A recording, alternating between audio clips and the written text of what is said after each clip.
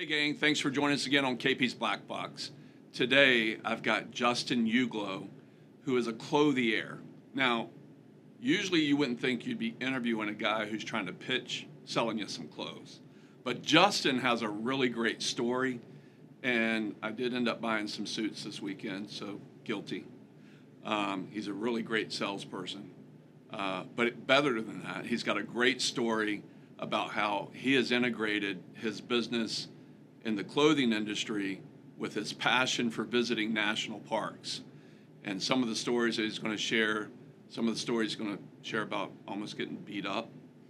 It's pretty cool. So you don't want to miss it.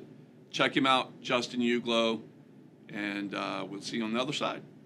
Bye. 180 and we're at the speed down to 2500. Yep, 4 heavy, reduce speed to 180. Blackbox. Uglow. Uglow, that's right. What? So the descent. What is Uglow? That particularly is of Welsh descent. Most of my family actually Russian. Both my parents are from the U.S., but on my dad's side of the family, his father was from Ireland, but his last name is Welsh. So Interesting. yeah, I can pick up some of that, like European bloc. I can see some Russian in you. Yeah. You said you like to box. Do you box? I do. Okay. Yeah, so I go to Vintage Boxing Gym in Richmond. Shout out to Vintage. Yeah. So Coach Eric is Eric Ash. He's the best. But yeah, I've been going there for be 3 years in December. Nice. So long time, and that kind of started where, I love being active and I love, working out. But for me, just to go into a gym and just work out for the sake of it or lift weights for the sake of it was just kind of boring to me. Yeah. It's not that it wasn't valuable, but it just bored me. And, I was always very active hiking. I like going to climbing gyms.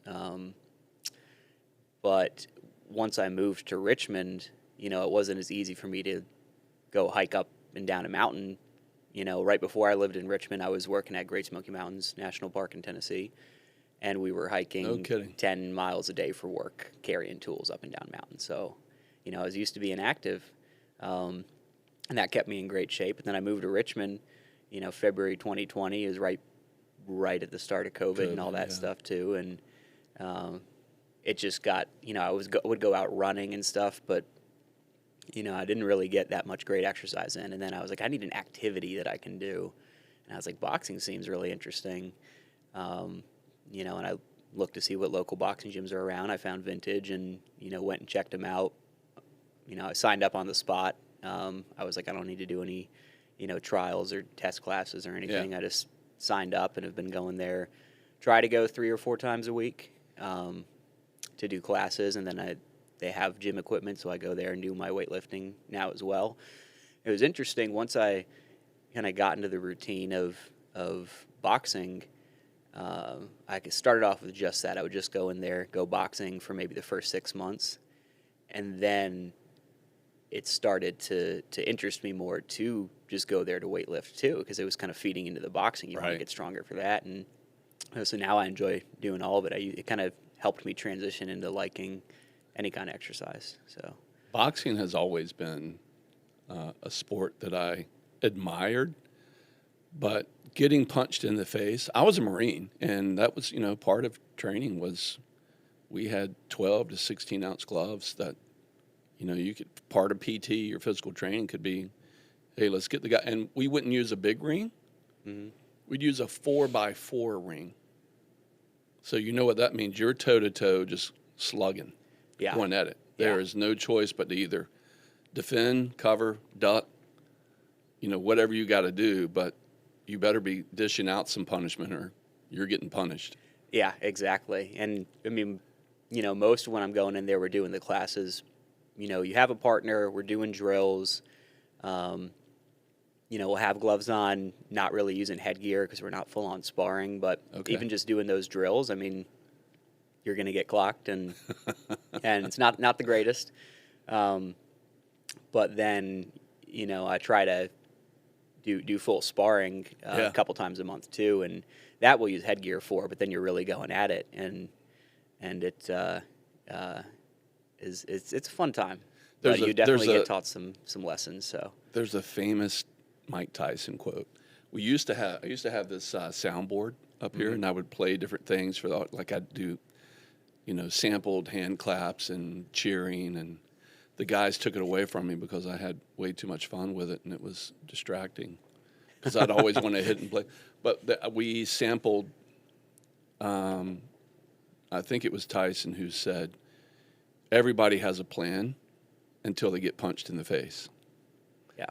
So in boxing, did you spar any at all? Or have you sparred any? Yeah. I mean, Would you say that's true sparred for you, that you had a plan going in, this is how I'm going to approach this guy, this is my technique I'm going to stick with? And yeah, I mean, it's very true, and obviously that quote applies to a lot of areas of life, which is why it's so great. But yeah, I mean, it's you can have your plan going in, how you want to, what combination you want to throw once you get closer to him, and that all works out until you get clocked in the side of the head, and you forget where you are for a second. And but you can train out of that too. So no matter how many times you're getting hit, you stay focused and can stick to the plan. So I mean that applies to everything else in life too, right? But Justin, part of the plan, yes, and the answer to that's absolutely yes. It applies to life. We're going to talk about that today. But with all of our podcasts, before we get deep into the conversation about Justin Uglow today, as you guys who have watched often, one of the things that we always try to do, Justin, on this show is pay tribute to our nation's finest, our military, active duty, our veterans, our Gold Star families. And you and I actually met through a great veteran, a guy who was at the teams for 33 years. Mm-hmm. And you made a beautiful suit for my buddy. And then he was like, KP, you got to go meet Justin.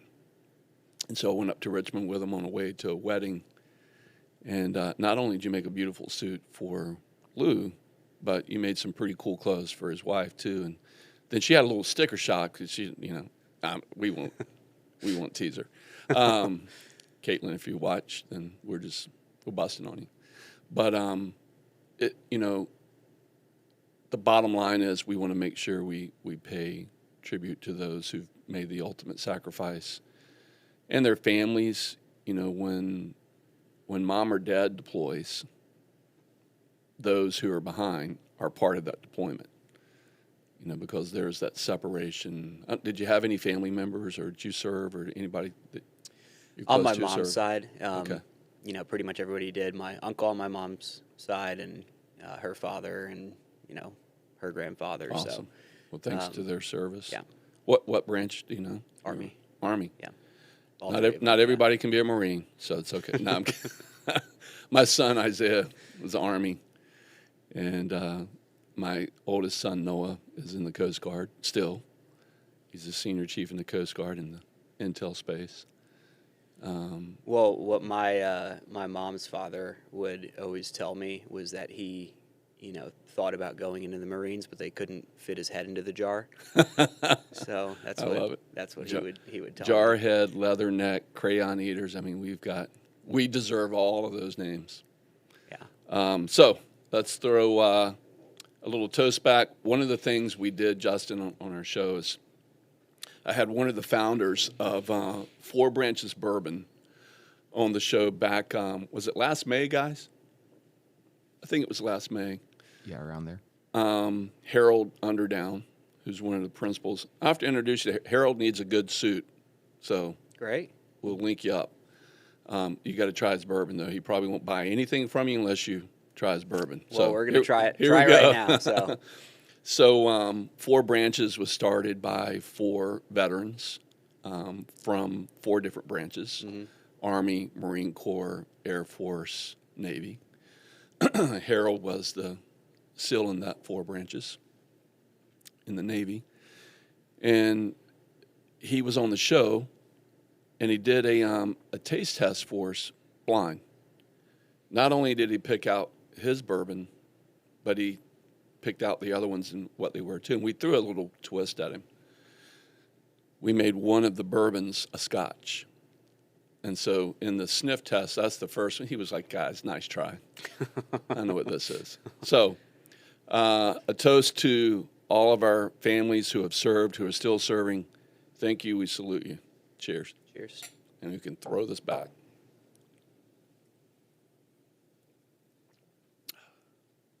It's good. Not bad, right? Harold would get mad if I said it tastes like Buffalo Trace, but I'm kidding, Harold. It's close to Angel's Envy, which we have up there. So you ever had Angel's Envy? I have not, actually. So That's a pretty good one. We can do that off camera. I'll give you a little sample of that too. But this is actually made with 4 different grains. Jake, do you remember? So wheat, barley, rye, corn, right? Yep, that's right. Which most bourbons only made with 3. So they added corn? No, No, I think the rye. they added the rye. Yeah. No. So rye, I think they added barley, which usually is in beer, right? I'll look this up. Anyways, yeah. Harold, we are screwing this up. Bottom line, go try some 4 Branches. It's a great bourbon, and great part of their cause is they give back to the community. So It's great. we want to support that. And so we're Yeah. supporting him for the next year because he got it right. And so I said, okay, we'll only toast 4 Branches for the next year Good. on our show. So that's what's going on there. Well, I'm glad that they're, supporting the community. I think if you own any business, it's, something you got to look at and Yeah. figure out how you can use your business to help the community and help others. So, Well, that's one of the things I'm excited to talk to you about today, Justin, because one of the things that I admired about your launch in your business, and Justin is a clothier, made that intro in the first part of the show here and teeing this up. But as a clothier, most of the time, people look at that, no, this guy makes really expensive suits or, really expensive clothes is the mindset that people approach that with. And I have to admit, I'm kind of there too. And you and I have had those discussions. sure, Where yeah. I'm like, oh, man, Justin, touching my wallet a little close there. But it's quality, right? And it Yeah. really is. I've used clothiers in my financial career that I've had relationships with, and when I was introduced to you and saw the quality work that you guys were putting out, I was, okay, I'm a fan. Let me see if I can afford you. But you can actually work with folks on different budgets, right? Depending Yeah. on where they're at. Yeah, exactly. I'll have fabrics, like the suit I'm wearing right now is the Fabric Mills Dorme. It could be in the range of a $3,000 to $4,000 suit. I will have fabrics that are down closer to a $1,500 suit, and starting price items like a nice custom dress shirt or casual button-up would be $250. All right, so so it's all range of stuff. I'll have some of the fabrics can get up to a $10,000 suit. Wow. Yeah. All right, so take me to a $1,500 suit. What blend or what fabric, what textile, what's being used Yeah. to make a $1,500 suit? And then explain that to me at the 10,000 level. What's the most expensive suit you've ever made? Yeah, it would be, with one of those fabrics that would be, around a $10,000 suit. So it's a Dorme fabric, the President fabric. It's a Super 200s merino wool. What does that mean, Super 200? Yeah, so it's a great question. In general, you'll see that number get thrown around a lot when you're looking at, suit fabrics or suit brands. They'll say Super 120s or Super 100s. And, what that really comes down to is just the fineness of the fibers. Is that a thread count? It's not quite the thread count. It's a translation of the history of it's actually interesting. That number originally came from the number of times fibers would get twisted. So it got twisted 120 times, or it got twisted 140 times, and the more twists, the tighter it is. Okay. That terminology itself is a little more outdated. Now it just strictly refers to the fineness of an individual fiber, just like the fineness of human hair, right? Okay. And so it's determined Which I have by, a hard time relating to. Yeah, and it's This it's, is called just yeah, super bald. yeah, super bald. I Super have a zero, Superman super tattoo. zeros. It just means super bald. Yeah. Yeah. And it is just kind of determined by the breed of the sheep, and then the follicles that they have, and what part of the sheep it's growing on, and Stomach seems to be popular, right? yeah. So that's one of the most important parts of the quality of wool is the staple length. So it's the average length of the individual fibers, and when farms shear the sheep, they separate the wool based on the areas it was sheared from.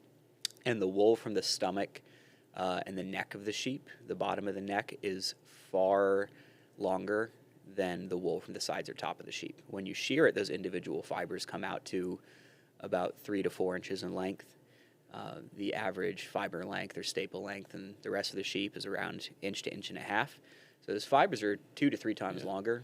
Is there anything to like the environment, like maybe that doesn't get full sun exposure, and so it's protected more from UV, and I mean, is any of that? It's come true, into yeah. play? It is more protected, and it's just protected from the general elements, so it also stays softer. Okay. So it's coming off the same sheep.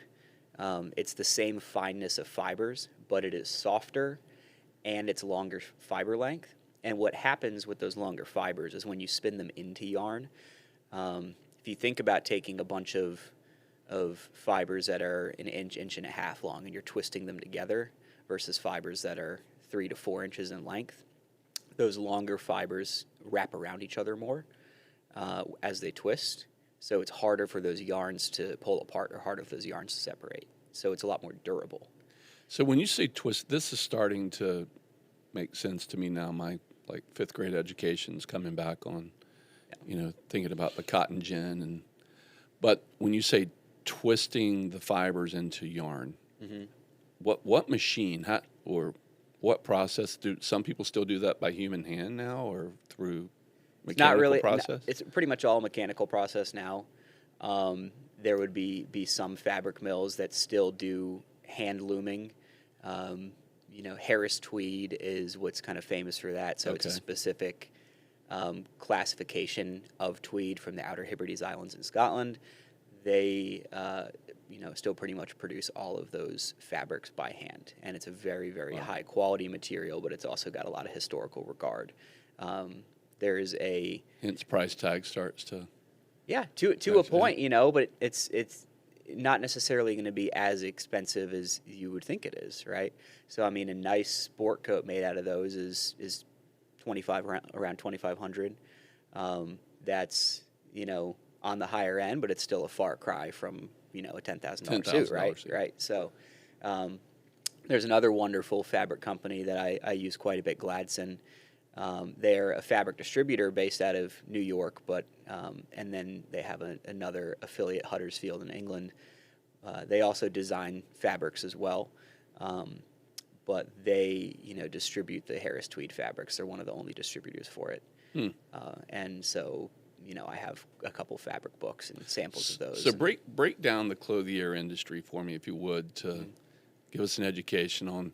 You as a clothier, you're not back there in the back room spinning thread and twisting yarn, or Yeah, I'm not the one fabrics. doing all of that, So I am all on the client facing side of things. Okay. So what I really am is a stylist. I don't want to call myself a tailor because I'm not the one physically sewing these things together. That would be the tailor, right? I'm a stylist, and what I really think about it, though, is that I'm a personal fashion designer. It's like, you want a suit. Most of the clients I work with aren't even there to pick out every detail themselves. They say, I want to get a new suit, or I want to get a new sport coat, or I want a new pea coat. And I will, pick out a fabric that I think would look great on them, show it to them, they say yes, and then I'll put everything else together. I'll pick out the styles of pockets and buttons and, lining and the stitching and all the details. And Which of is course, really cool. Some of the stuff you've come up with is yeah. Of course, if you Pretty want to cool. be more involved in that process, you could, help pick everything out yourself. But most people want to work with me because they say, I trust your opinion. Yeah. This is what I need. and it's you a bit know. overwhelming. I've seen some of your sample books, and Yeah. I'm like, holy cow! Can you just give me 3 options? Yeah. Like, I mean, I have people that they don't even want to see the fabric. Sometimes they'll say, Yeah. oh, I want to get, 2 new suits, same quality fabric I've gotten before.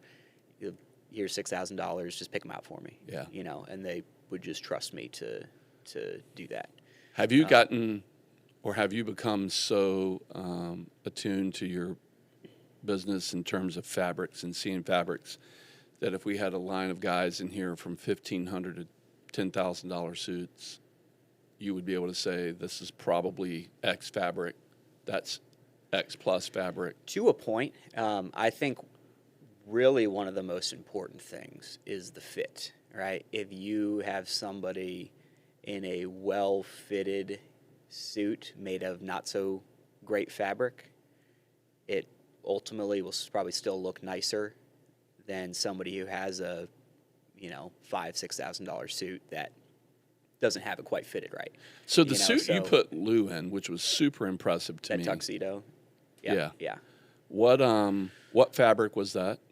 So that was a Dorme fabric. Just for my own, Yep. so I understand. So that was a Dorme fabric, Dorme? so same Same that as I'm that. wearing here.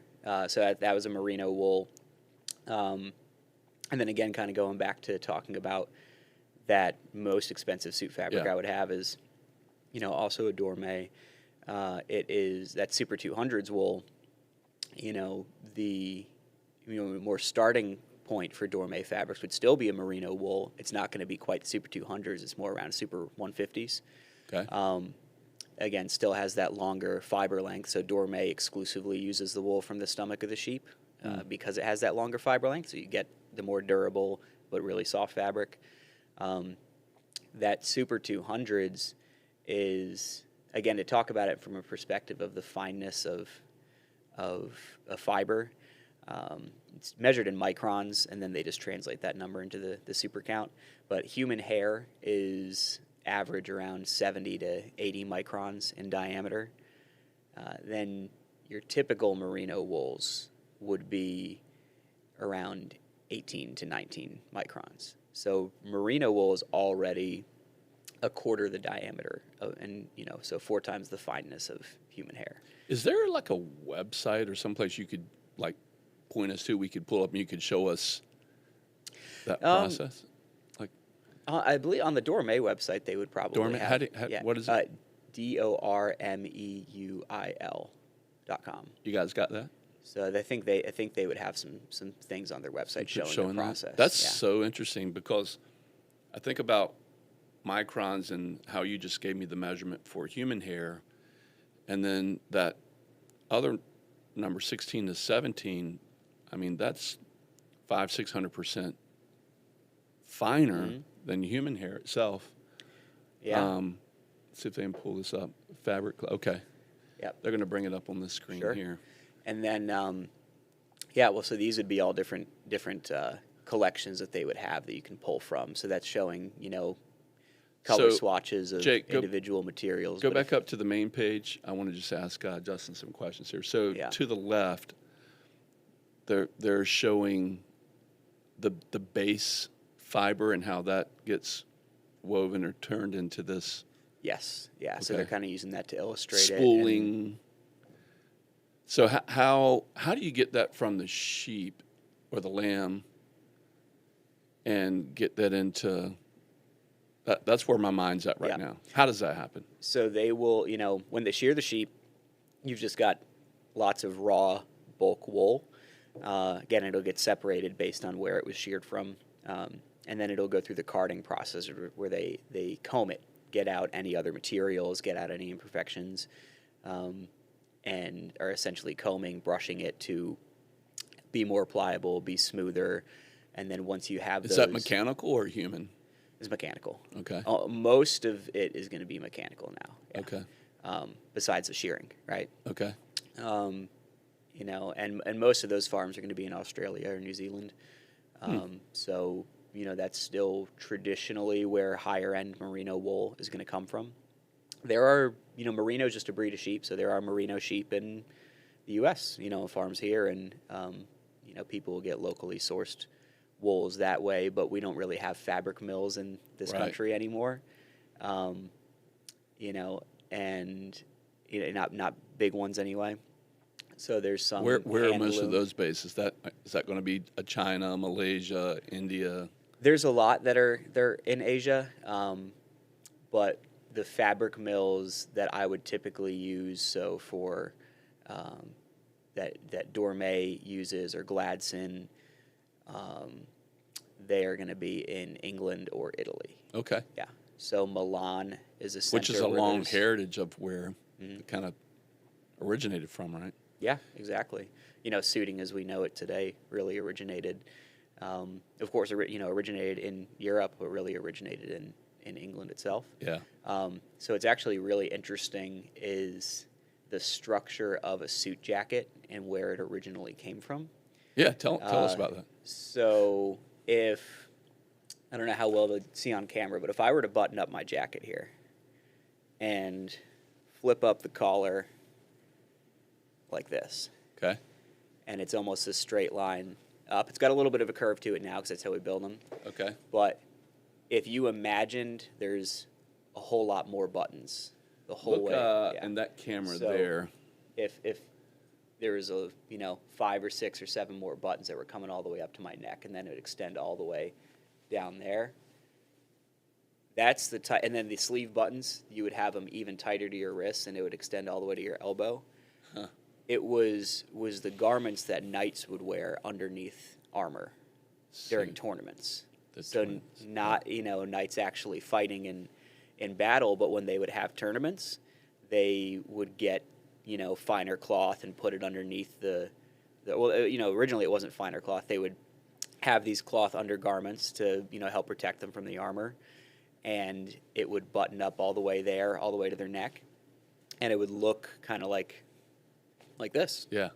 and have more buttons on the sleeves.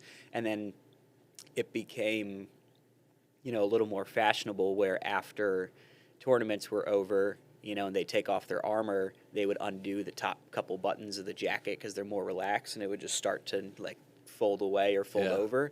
And then they started to make them out of fancier fabrics with, they would do a lot of jacquards or woven fabrics, like a lot of floral prints and Yeah. or floral things back in the day. And eventually they just started to make them and have the lapels fold over and sew them that way, and it So just if we wanted slowly to- over hundreds and hundreds of years evolved into suit jackets. And if you were to go back and look at formal wear over the past couple hundred years, you can kind of trace that and see the further it gets back, the closer and closer it would get to that kind of night clothing. So if I said, Justin, hey, let's do a throwback suit to, the Knights, and I'm Irish, right? So Yeah. we'd have to find one of my family members in Kilkenny, Ireland. You could find your crest. I got the corporate crest, right? Oh, yeah, there you go. And then the top left quadrant, those bells, that's Mm-hmm. Porter was a working class surname. Jake, see if you can find what is that undergarment called for that Knights wore? What did you call it? I don't know what the specific name for it would be. So just honestly. look It's up just the Knights undergarment. Actually, he was looking it up already. I Is it guess. kind of like this? A little yeah, bit. it'd be a little closer. Yeah, almost like that. You can see what I'm talking about. That's a little, that's a modern reproduction, so it's a little more fanciful, but that's kind of what I'm talking about. I think I've seen T.D. Jakes in a suit like that before. Yeah. And I mean, it still exists now. I mean, you'll see a lot of suits or formal clothing that, Yeah. people in China or Korea, Southeast Asia wear. Even modern politicians wear suit jackets that look a little more Jake. like that with a band collar. Bring up Marine Corps dress blues. This now makes sense to me why the dress blues for the Marines are designed the way they were, and the leather neck. Do you know the story behind? I don't know. So the choker around the neck, the Marines used to wear a strap of leather around their neck so that would help fend off. So this is Marine Corps dress blues. That would help. Doesn't it look, that's kind of like a knight's suit, huh? Yep. And the collar, it would extend higher too, because you'd have the break from where the helmet, the space between the helmet and the pauldrons on the knight's armor. The collar would go up higher so that, it's not getting abrased by the armor.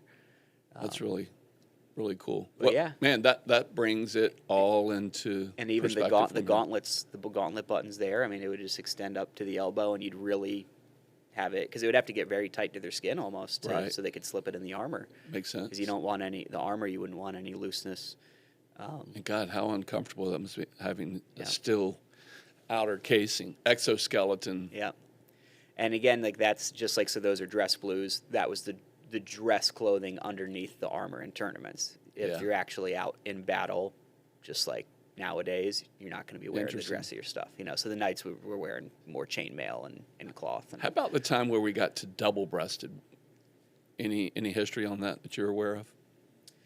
Double-breasted suits. yeah, I mean, specifically with double-breasted, it has more cover.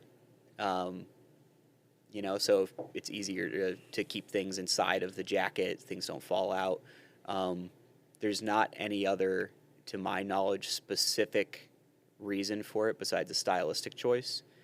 Most jackets and uniforms like that are single-breasted. But, I mean, same thing like, Navy peacoats are all traditionally double-breasted. And it does have a little bit more of a military look to it, even nowadays. So I do love double-breasted suits for, more formal. My first tuxedo, which I got custom made for prom in high school, because that's how far back I've liked custom clothing. Wow.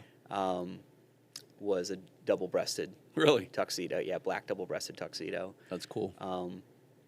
But overall, it just does give you a very formal and commanding presence in a way. A double-breasted business suit, you just look very put together. Suave. Yeah. Debonair. Yeah. I've noticed, like in your style, your personal style, which the cool thing about society today is, people can really express themselves whatever way they want and what style they like, and whether they make it relevant or they just go, I'm just going out for what I feel comfortable in. Mm-hmm. But what I've noticed in your style, like with your suits and how you wear your trousers higher above the hip than I see a lot of men wearing their trousers. What impression or what made you kind of fall into that category with how you style yourself?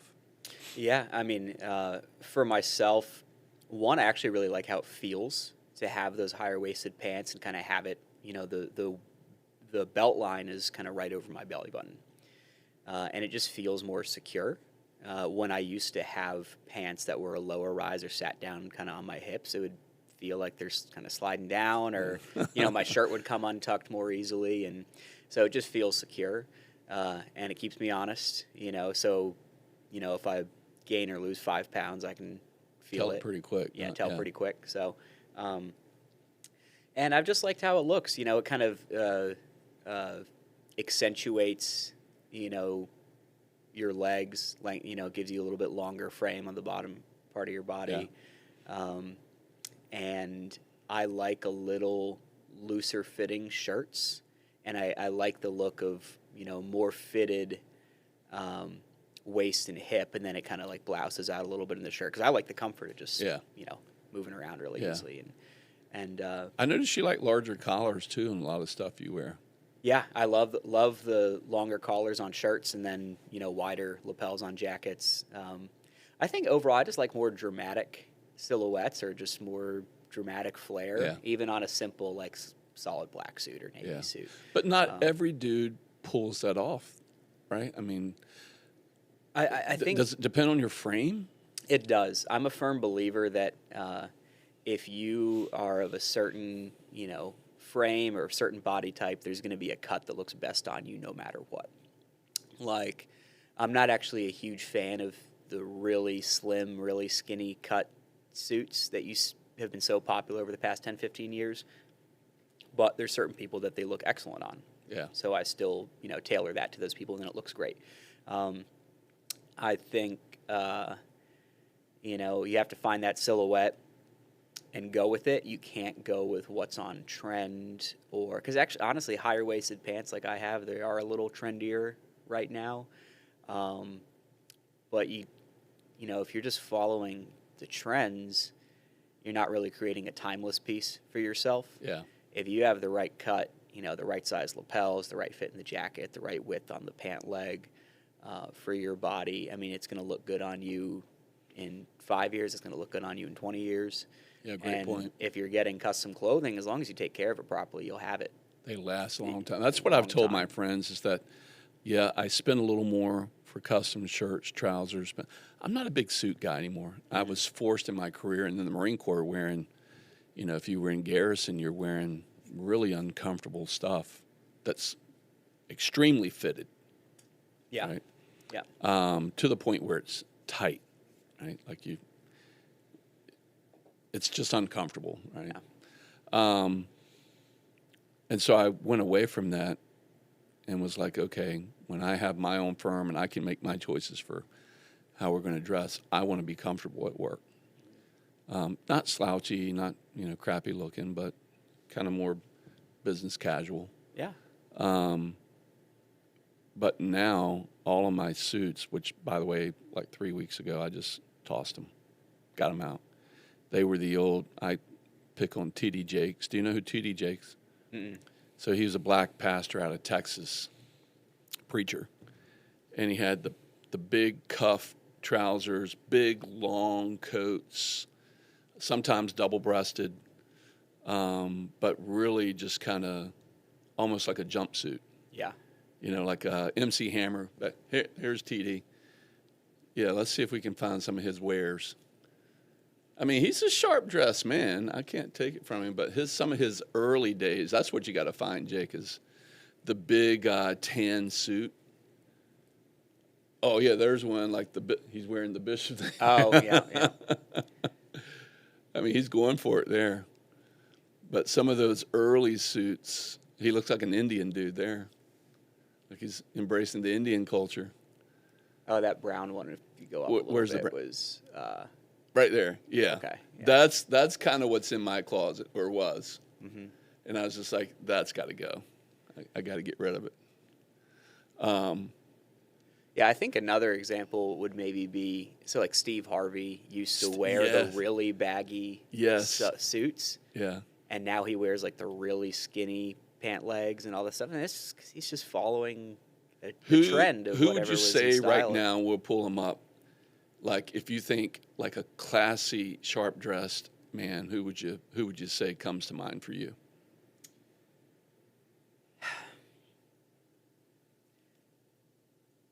I mean, I guess in terms of, modern celebrities, the first people that pop into my head is just who you see on.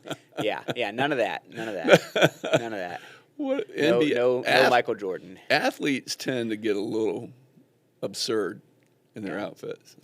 I think, I think of different actors, a lot of what they wear on the red carpet, a lot of what Brad Pitt wears is nice, and I think you'll find most so it's simple, it's clean, nice but double-breasted suit there. Yeah, that green one looks great. It fits him really well, and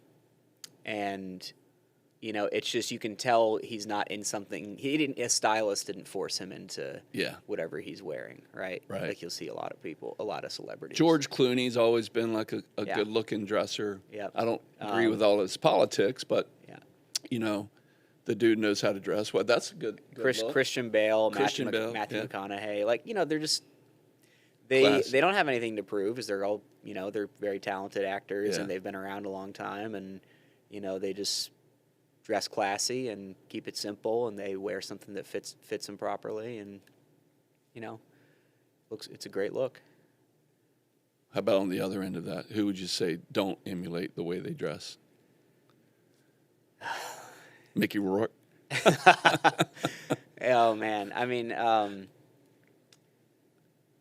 I guess like that are still wearing them as suits. Like I'm not really sure, because most of the really Maybe Steve crazy, Harvey.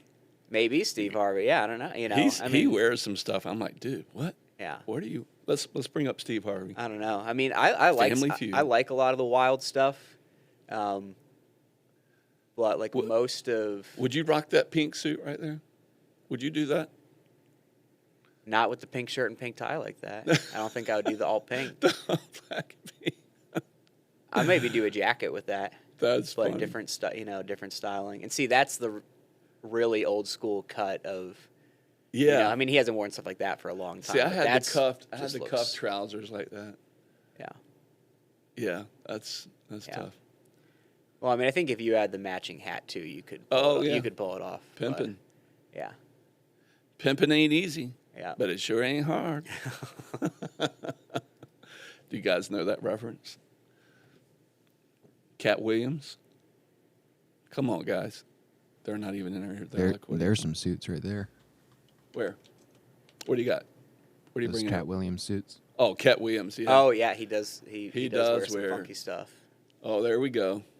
That leopard print on the left Oh, there yeah. is.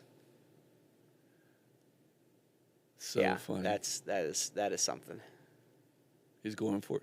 Would you style this guy? I mean, if he came to you and said, "Hey, man, look." Absolutely. Yeah. And where do you find stuff like that? I mean, do you go to Dormel, and I mean- I'm not even pronouncing it right. Dorme was right. You said Dorme? it right. Yeah. I mean, so a lot of fabrics, like whatever he's got on right there, a lot of them they're really cheap fabric. You know, I mean, fabric manufacturers aren't going to make stuff Spool thousands of yards of that. of that with high quality material. High quality. Well, it's probably like 100% polyester. You know. Yeah.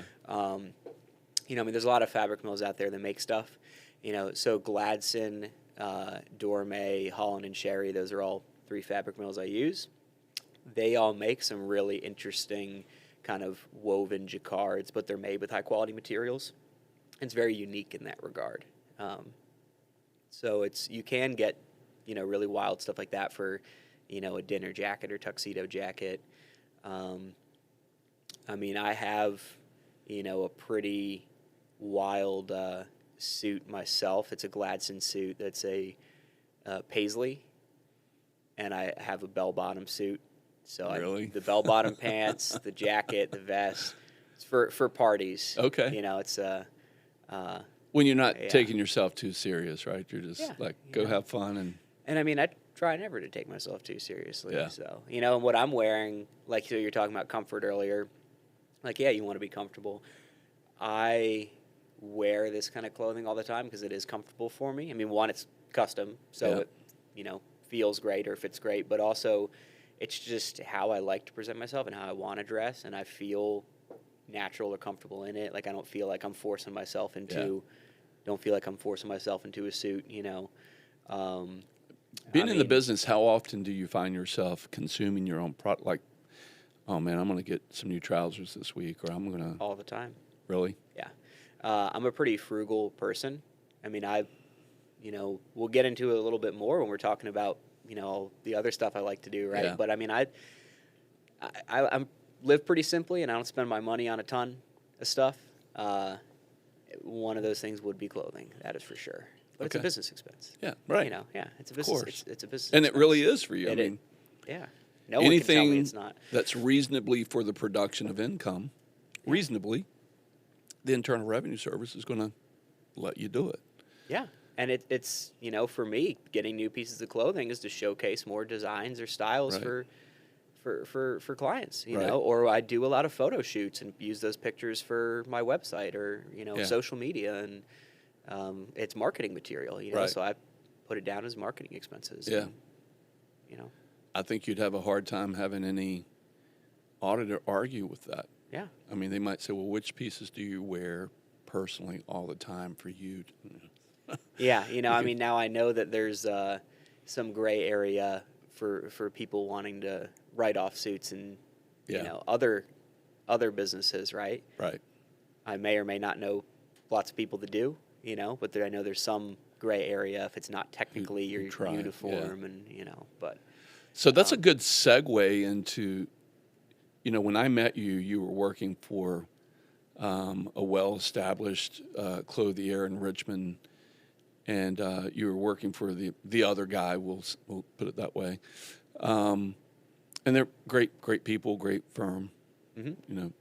No harm there. But you had the entrepreneurial itch, which is why I wanted to get you on the show today, because I really embrace the way you went about it. And I love the fact that you have a passion for the great outdoors. And you actually alluded to it in the first 5 minutes of our talk today, which was, I think, right out of college or during college, you worked for National Park or State Park. So, I guess to go a little bit even further back, my very first job when I was, a junior in high school, was I went to go work at Men's Warehouse. So I grew up in Ruckersville, Virginia. You know where it is? Ruckersville. How far from? It's maybe 30 minutes northwest of Charlottesville. Okay. So very rural areas. When I was growing up, there was around 600-700 people. Now it's like 1,200.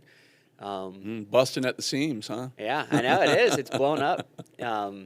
There's 2 gas stations on the corner of the highway instead of 1 now. So Competing. yeah. It really was back in it must have been like 2008, 2009 or something, when they were building a Walmart there. It was like the craziest, biggest thing ever. So they were building Walmart, and it was like, now you don't have to drive, 30 minutes into Charlottesville to do, your shopping. That's funny. So yeah, I grew up in a very small town. My parents both still live there in the same house I grew up in, so I do go back to visit, fairly regularly. Now, being out in that part of the state, what did your parents do for a living? My mom is a labor and delivery nurse at University of Virginia. Okay. She's been a nurse for 40 years, but we moved to Virginia in 1999. So she's been at UVA for 26 years. Wow. Yeah, so she's a labor and delivery nurse, and then my dad was a stay-at-home dad. Okay. So yeah. She's from Virginia. My dad she grew up in North Carolina. My dad is from New Jersey, and they both met. She went to nursing school up there, and they met in New Jersey, and then I was born there technically, but we moved when I was 2 years old, so I don't remember living anywhere but Virginia. Okay. Yeah, and I mean, so, that was just the town outside of Charlottesville, since she was working at UVA where they landed, and that's where we grew up, and it's a really beautiful area, and it's right, right where I grew up, and like my high school is about 15 minutes down the mountain from Shenandoah National Park. So I would, my family, we would go up on Skyline Drive, once a year or something, and go drive around and, not really hike or anything. And if you haven't done that, that is absolutely must be on a bucket list. Yeah. It's beautiful. It is a very, very beautiful, beautiful stretch of road. And, as I got a little bit older, like 16 or 17, I would want to start going up there to go hiking. And my family, we never really went hiking when we would do it. So I would go up there with some friends and just really, really loved it, and like I was starting to say, it was a small town, so most people, when they were getting their first job in high school, your options were like Walmart, McDonald's, or Kroger, and that's all it's really in town to go work at. And so I wanted to go work at Men's Warehouse, so I would just commute 30 minutes after high school, drive into Charlottesville, go work there, and that just seemed interesting to me, and that's kind of how I got my start in clothing, and especially with tailoring or menswear. And I was fortunate enough while I was there to work with a couple people that were really, really knowledgeable and really, really talented in clothing, one of which used to own his own clothing store out here, actually. And then he had sold his brand to Men's Warehouse and moved up and Really? Yeah. But so they were very knowledgeable, and I learned a lot from them. And I talk about that a little bit on the website too. But I, just kind of did at the time. I really was just doing it for a job but it seems like something that's a little more interesting. And then but I think my passion was really kind of at the time with like the outdoors and with national parks. And, I wasn't really sure what I wanted to do. And there was a hard push to go to school. You have to go to school for some STEM or, go study engineering, something like that. So, I went to Virginia Tech, and I was studying physics, and did that for my first 3 semesters there. And I really, it was fun to learn about, and my grades were fine. It's just I didn't really see it as something that I would want to do as a career. Yeah. And I was like, you know what? Like, I want to just study what I'm interested in. So I changed my major to natural resource conservation, and started taking classes, ecology classes. And what pushed you away from physics, though? I mean, that's to go from physics to conservation. I mean, what was the driving point there? What led you into physics first? Were you a math kid growing up? I mean, what? I was very, very good at math and science, yes. So, there was kind of a natural draw there, and it seemed a little more interesting to me at the time than going to study engineering like a lot of my friends had done. Yeah. Both of which are still, very interesting to me. And of course, they're very tied together, physics and engineering, Right. Engineering is just applied physics, really. But I think what it really was is I love so many of the concepts in physics, and I love learning about that. And I was really interested in, I had an astronomy minor. I was really interested in astronomy. I in my mind, I wanted to go to grad school for astrophysics, but it was this kind of realization struck me one day, that the majority of what I would really be doing with my career is, sitting in a lab in the basement of a university for decades, and there's nothing wrong with that. Measuring and studying blips on a screen from and 4 billion miles away. And it's extremely valuable and important work, but I was just like, no, I need to be outside. I need to be, So we're going to talk about this in a few minutes. You got to the point where you love the great outdoors. That became a part of your DNA. Yeah. And it shows up on your website. Yeah. But being under the stars, let's say, and out there hiking at night or out in the middle of nowhere, just you, your dog, your van, and looking at the universe. Do you ever get in those places where you're like, okay, how many dimensions are there really? Oh, yeah. Do you start going deep like that? Yeah.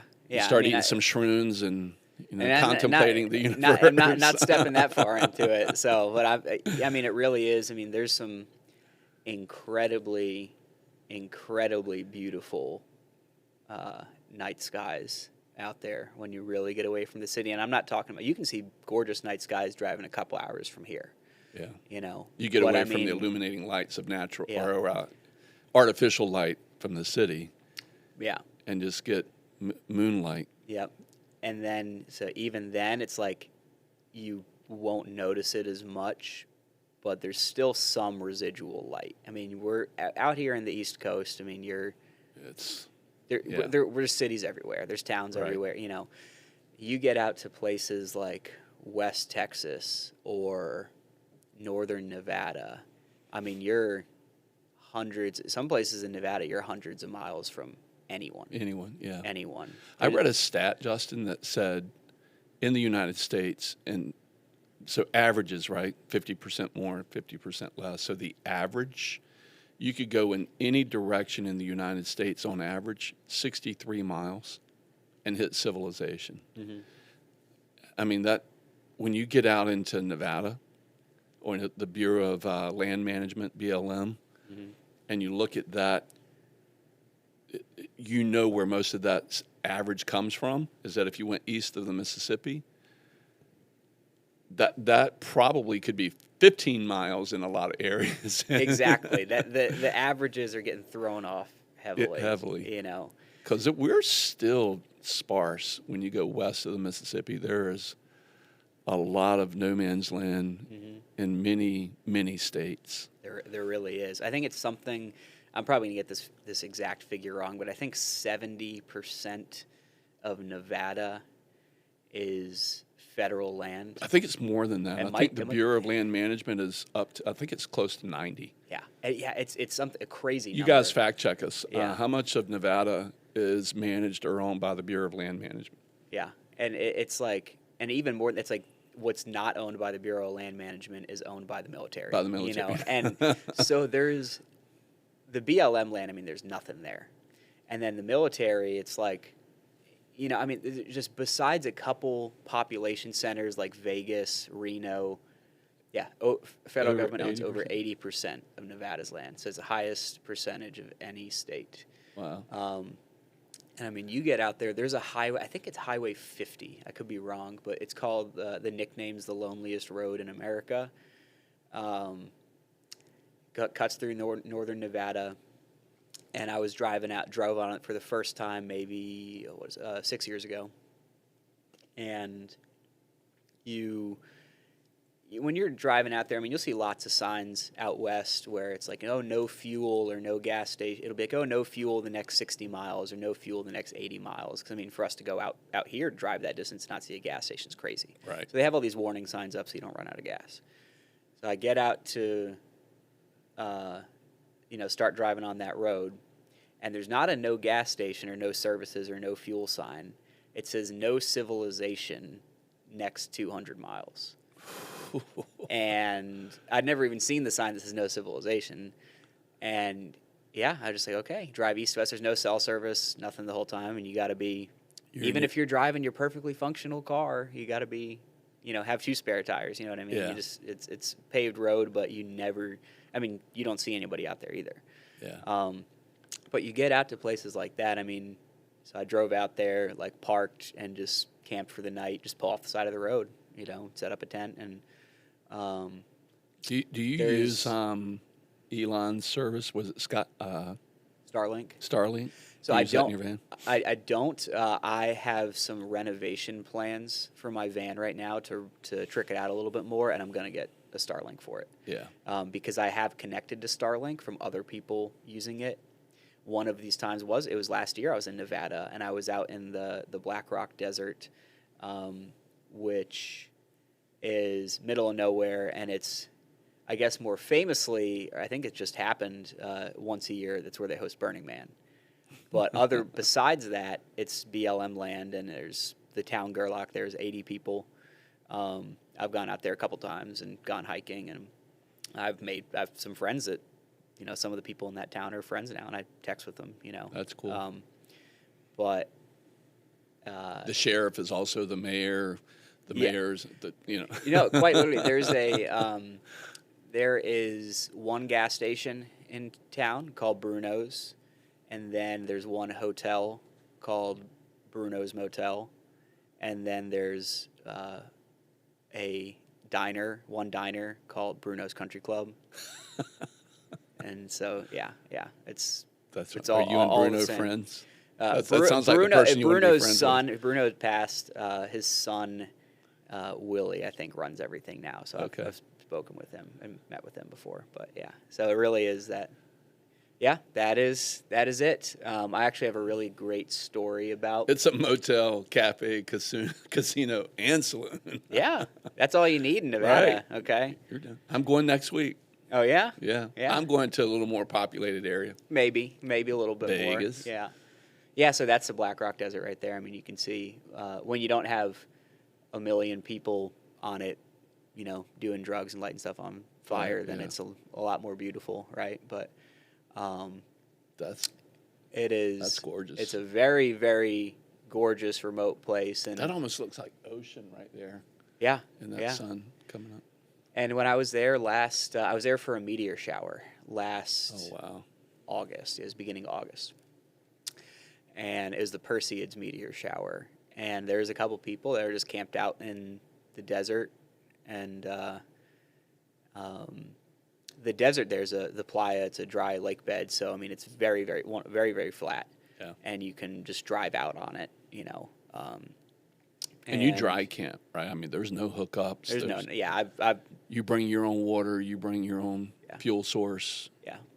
Most of the times in the past when I've driven cross country, I only got my van last year. Okay. I'd driven cross country maybe 6 other times before that, and I was doing it out of a Ford Fusion. So I was setting up a tent every night and just, you know. That's wild, dude. Yeah, yeah. So you're super comfortable in your own headspace, not having Yeah, I mean, there's been noise around you.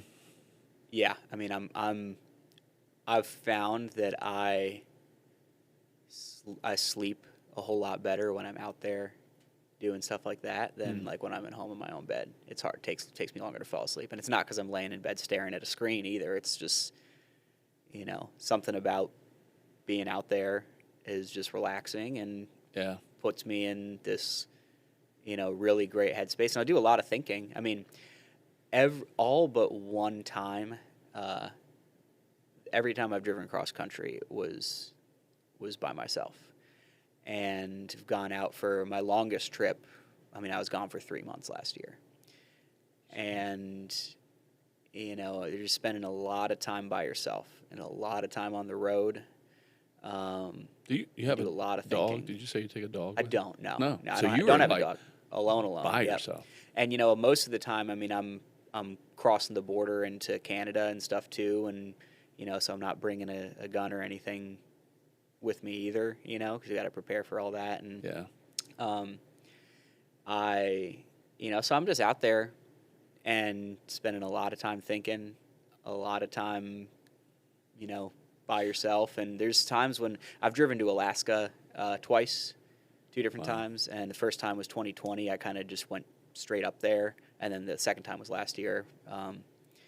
But I had, you know, I mean, most of... Do your friends and parents think you're crazy? People are like, what yeah, what probably, are you doing? yeah. Sometimes they, yeah. It was just like, but there's just this need to, I don't know, just pick a spot, say I want to go there, and just go do it. And the way I love to travel, and travel for me is all about that experience and pleasure. Yeah. I mean, I'm not afraid of flying or anything, but I've only been on a plane twice, actually. That's wild. Yeah, because I just haven't had, like, if somebody was like, oh, we're having a wedding and I'm getting married in Colorado, like, come fly out and I'd be like, yeah, I'll do that. But any other time I've needed to travel or wanted to travel, I've got the time, and I just like taking road trips. And So when you get in those spaces and those moments by yourself, days on end, I mean, those hours get really long. What do you think about? What's going through your mind? What do you find yourself always contemplating? Or what's the theme that keeps coming back? I mean, you know, think about everything under the sun, but what I think the thing that I think about the most, or what is it's not even a specific question, but more like it's a concept of to what end.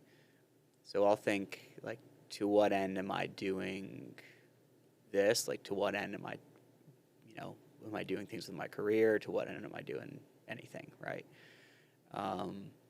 And just try to figure out my own, like, purpose and meaning and what I really want out of different areas of life, and, you know, what I, you know, want to give to other people in my life, or to the, you know, relationships that I have. And So does the meaning of life come into play? Does I don't know if you have a religion or a faith, or does, like, where did I come from? Does any of that stuff start creeping in for you? Yeah, not really, because it's not something I think I can ever answer for myself. This is your physicist coming out. Like, now. I think, Yeah, a little bit, right? And I think the things that I mean, it pops into my head, but I don't dwell on it because I think it's more, I think about things that I can actually, change or what I can do in my own life or impact that I can make. And Does life feel finite when you're out there by yourself? Do you feel mortal? no, What's the feeling? I think, I mean, it just feels like endless possibility. Mm. Now, of course, life is finite, but I think mortality is a distraction. I mean, it's important to recognize that, memento mori, right? Mm. But and you want to think about what you're going to leave when you're gone, and who you can provide for. But in terms of living day-to-day life and your goals and what you want to do with yourself or your career, I mean, I think that you have to kind of feel immortal. Do you get to a point where you meditate out there, where you really go deep and have moments of like losing yourself in the moment?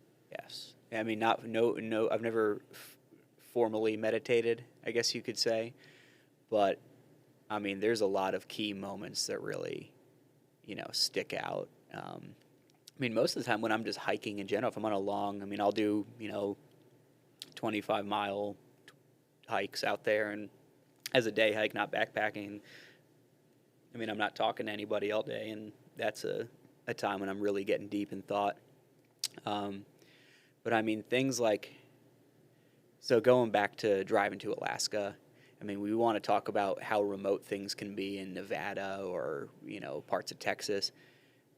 Driving, oh yeah. I mean, Canada, once you get a couple, north of Vancouver, it's like 90% of the population of Canada lives within 100 miles of the U.S. border. Wow. Yeah. And Canada is a lot bigger than the U.S. Huge, yeah. And northern Alberta, British Columbia, Yukon, Northwest Territories, I mean, that's nothing. Yeah. There's nothing. Really, last frontier. I mean, we talk about Alaska being the last frontier, but Yeah. we forget how desolate Canada is north of Yeah. Vancouver. Oh, Yeah. compared to northern Canada, Alaska's developed, very developed. Right.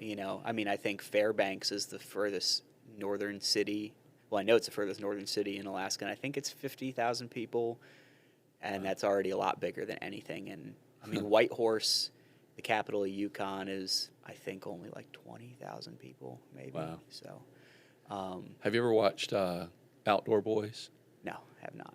It's a pretty cool YouTube show. A guy who was an attorney in Northern Virginia and just decides to take his family, over time, takes his family, moves them to Alaska. Like, I mean, and they're doing outback stuff. Yeah. And this guy's testing his skills. It's a really cool show. He's not recording for himself anymore. He's doing it for his son now. Mm-hmm. But it's a pretty cool YouTube series to check out. Outdoor Boys. It sounds like somebody I want to meet next time I go to Alaska. Yeah, You I know, don't know it where sounds- he's spending his time. Jake, do you know more about that than I do? Is he? Let's pull it up for him. We'll throw a shout out to Outdoor Boys here. He doesn't need a shout out. He doesn't need a shout out. He's got 16.8 subscribers, million subscribers. 16.8. Yeah, this dude does some wild shit. Yes, that's the thing. I've never been to Alaska in the winter, and that's a whole different ball game. So I have been the first time I drove to Alaska. I drove. So you can drive up to Fairbanks, and then there's a highway, the Dalton Highway. Those so some cool glasses right there. they are cool. There's the snow blinders. Yeah. Yeah. Made out of bone. Uh-huh. But anyways, I'm sorry. Oh no, you're fine. Yeah, it's interesting, but that could be. I think that's the Dalton Highway he's on right now that I'm talking about. Is it the ice road or whatever? Yeah. So the one from it's the road and ice road truckers. Yeah. Okay. Actually, so that's. And the you've one done that? Not in the winter. No. So in the summertime, it's just a gravel. Yeah, that's the Dalton Highway. Yeah. It's a gravel road It's 425 miles, just basically straight north and south. There is one fuel station about 200 miles in, Coldfoot. It's actually a really cool place. I mean, it's like a little fuel station, and they do have hot food and stuff there. Yeah. They have pretty much 99% of the traffic on that road is truckers. And they're going all the way up to Prudhoe Bay, is an oil camp on the Arctic Ocean. Yeah, and that's He's talked about that. That's the whole reason that they're driving up there and back. Yeah. And so they have to have that fuel station, halfway. And it's a really cool spot, Coldfoot. And there's actually a big dining room that they have there that's a truckers only dining room. And I think the truckers eat for free and stuff there too. And it's Is cool. it, Jake? Aurora Lodge. No, that's probably something in Fairbanks. I'm not sure, but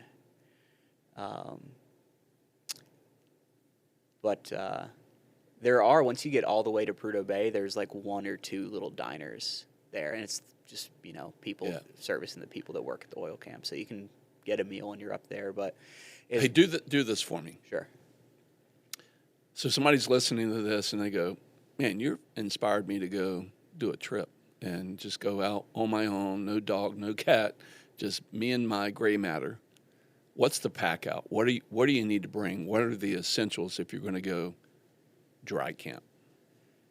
So, I mean, I guess it depends on what vehicle you're taking to. Well, not necessarily. So, if you were going to be, dry camping and just car camping, like, let's not talk about backpacking, but you're driving out, seeing all these things, you want to pull off the side of the road for the night and set up camp.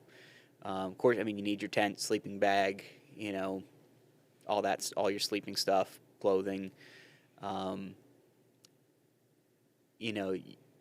just like your camp essential stoves tent? and- Like what brand? What would you use? A single man? Like what? I have a What's good stuff? two-person tent. Okay. I mean, it's just more space for myself compared to a single-person tent, because then I can bring in, more gear if I want it. And, I mean, again, depending where you're at, like, you don't want to bring anything into your tent besides your sleeping gear, because scents, bears, Yeah. And it's not just food. I mean, if you have toothpaste or something in your tent, then they'll smell that and try to get in and get at it too. Sugar, So, right? there's Kodiak Island in Alaska, which I have not been to. I've been camping in Alaska a number of times, but Kodiak Island, the brown bear population there is so dense and aggressive that all the camping regulations they have there, if you have to put everything up in bear bags in the trees, of course, like you would do, should do even camping here. Yeah. But if you cook, you had the clothes that you were wearing when you were cooking and anything you had on you, watches and stuff when you were cooking, you need to put up in the bear bags too. Really? Because the residual scent that just from the fumes, getting on your clothing is enough to attract the bears. And, so you have to have different sets of clothing just for sleeping, and everything else goes up in the trees. And, Wow. yeah, it's So bear spray is essential, I would guess. bear spray is essential. And so I was saying, especially if I'm going across the border, I'm not bringing guns or anything. Well, I always have bear spray, because it doesn't just work on bears. Yeah. And it works. It would work really well on a person. So Have you run into that yet? Have you had anybody you've had to okay, dude, yeah, you're being hasn't weird? come to anything, but I've had. There are, while camping, because I've had crazier encounters with people sometimes in cities. I was in Austin, Texas last year, and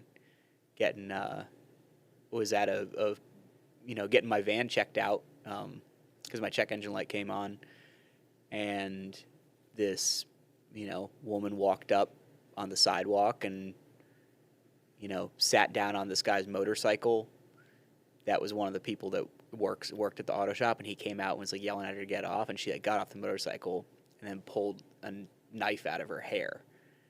Wow. And then, ran and tried to attack me and the guy with the knife, and I, had to punch her in the face, and because she got, closer than you are, and we went in and they locked the doors in the your shop, boxing and, skills.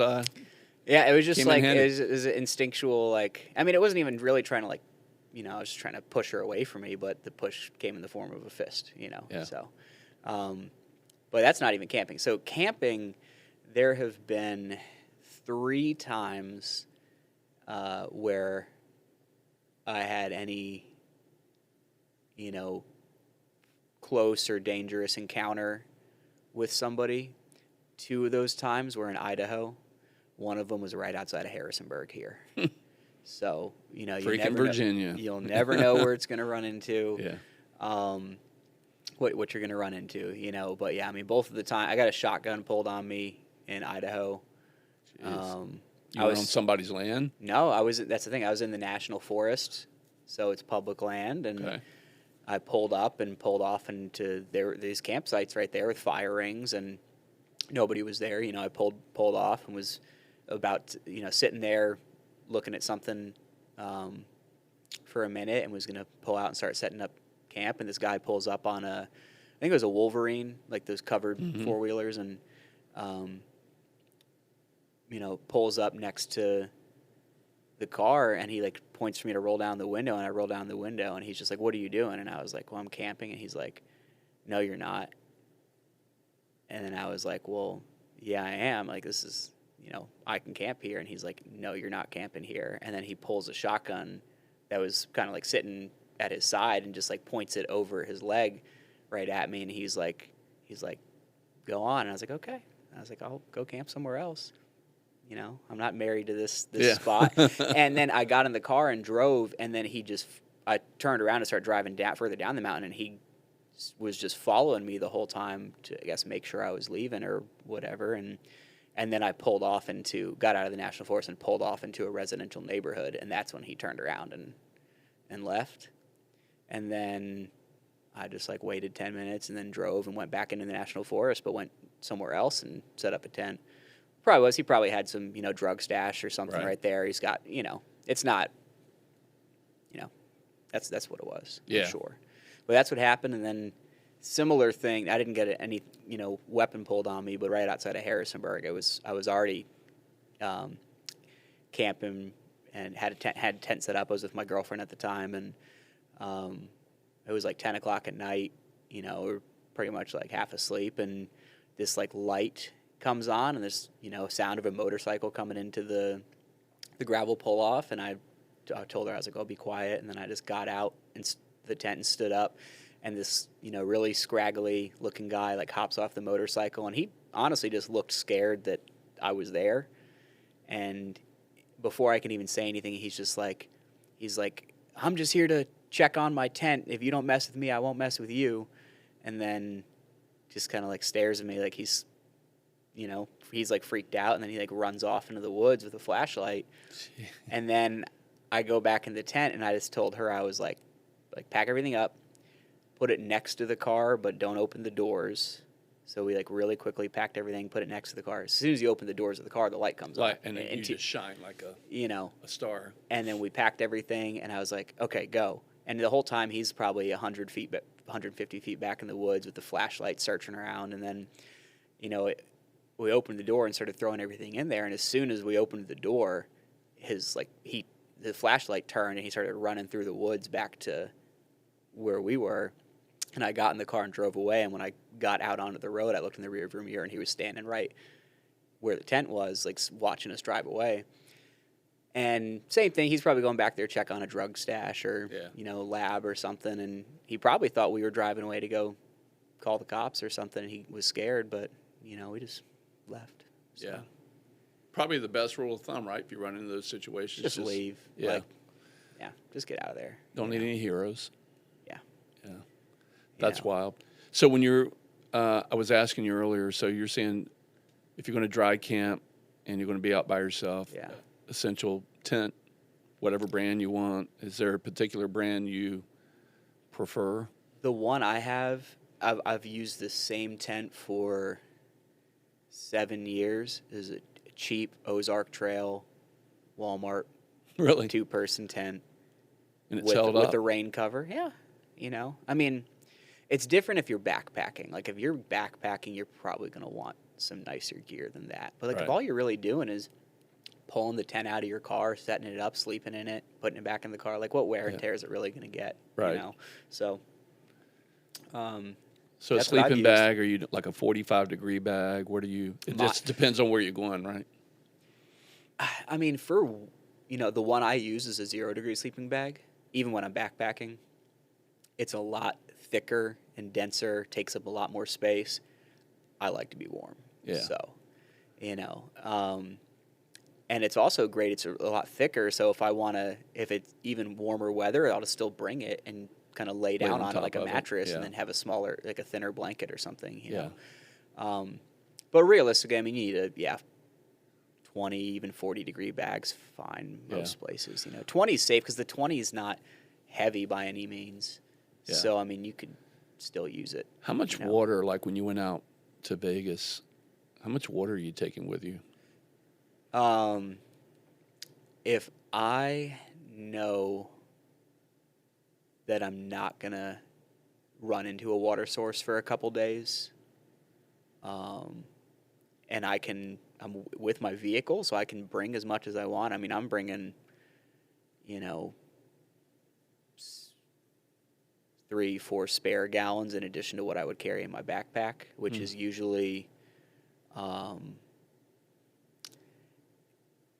probably should drink a little more water when I'm hiking than I do, but I usually take about 4 liters of water with me on any longer hikes. 4 to 5 liters. I mean, if it's drier weather, like I've taken up to 6 liters. I mean, it's just the water can get heavy. Yeah. But then your pack gets lighter as you go because you're drinking more water. So, and who cares? Who cares about having a heavy pack? I'm not one of those like.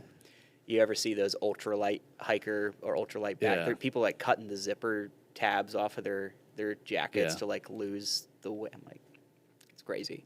And that's not the extreme hiking. You're going out to experience nature in its purest form, not trying to be an extreme athlete, right? No, I mean, the times I've gone backpacking, like, I mean, I enjoy the more rugged experiences. And I mean, one of my favorite places to backpack in the whole country is West Virginia. Some really beautiful places there, and it can get you can feel very remote there, even when you're not that far. Because again, as the crow flies, maybe you are within 15 miles, but it can take you 60 miles driving to get 15 miles in West Virginia. A lot of switchbacks. Yes, it is. I don't think I've been anywhere in the country with more switchbacks on roads than that place. So I was just there last week at New River Gorge. I was going to say New River has to be on the list, right?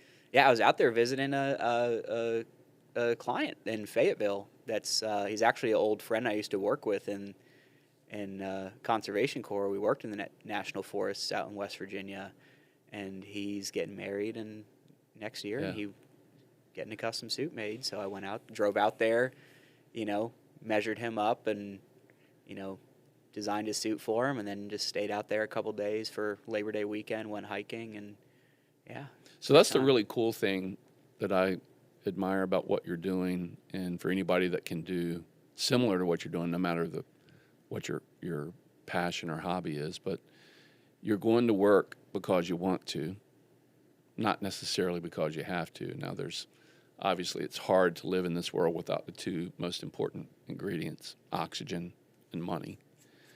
I mean, it's the environment we're in today.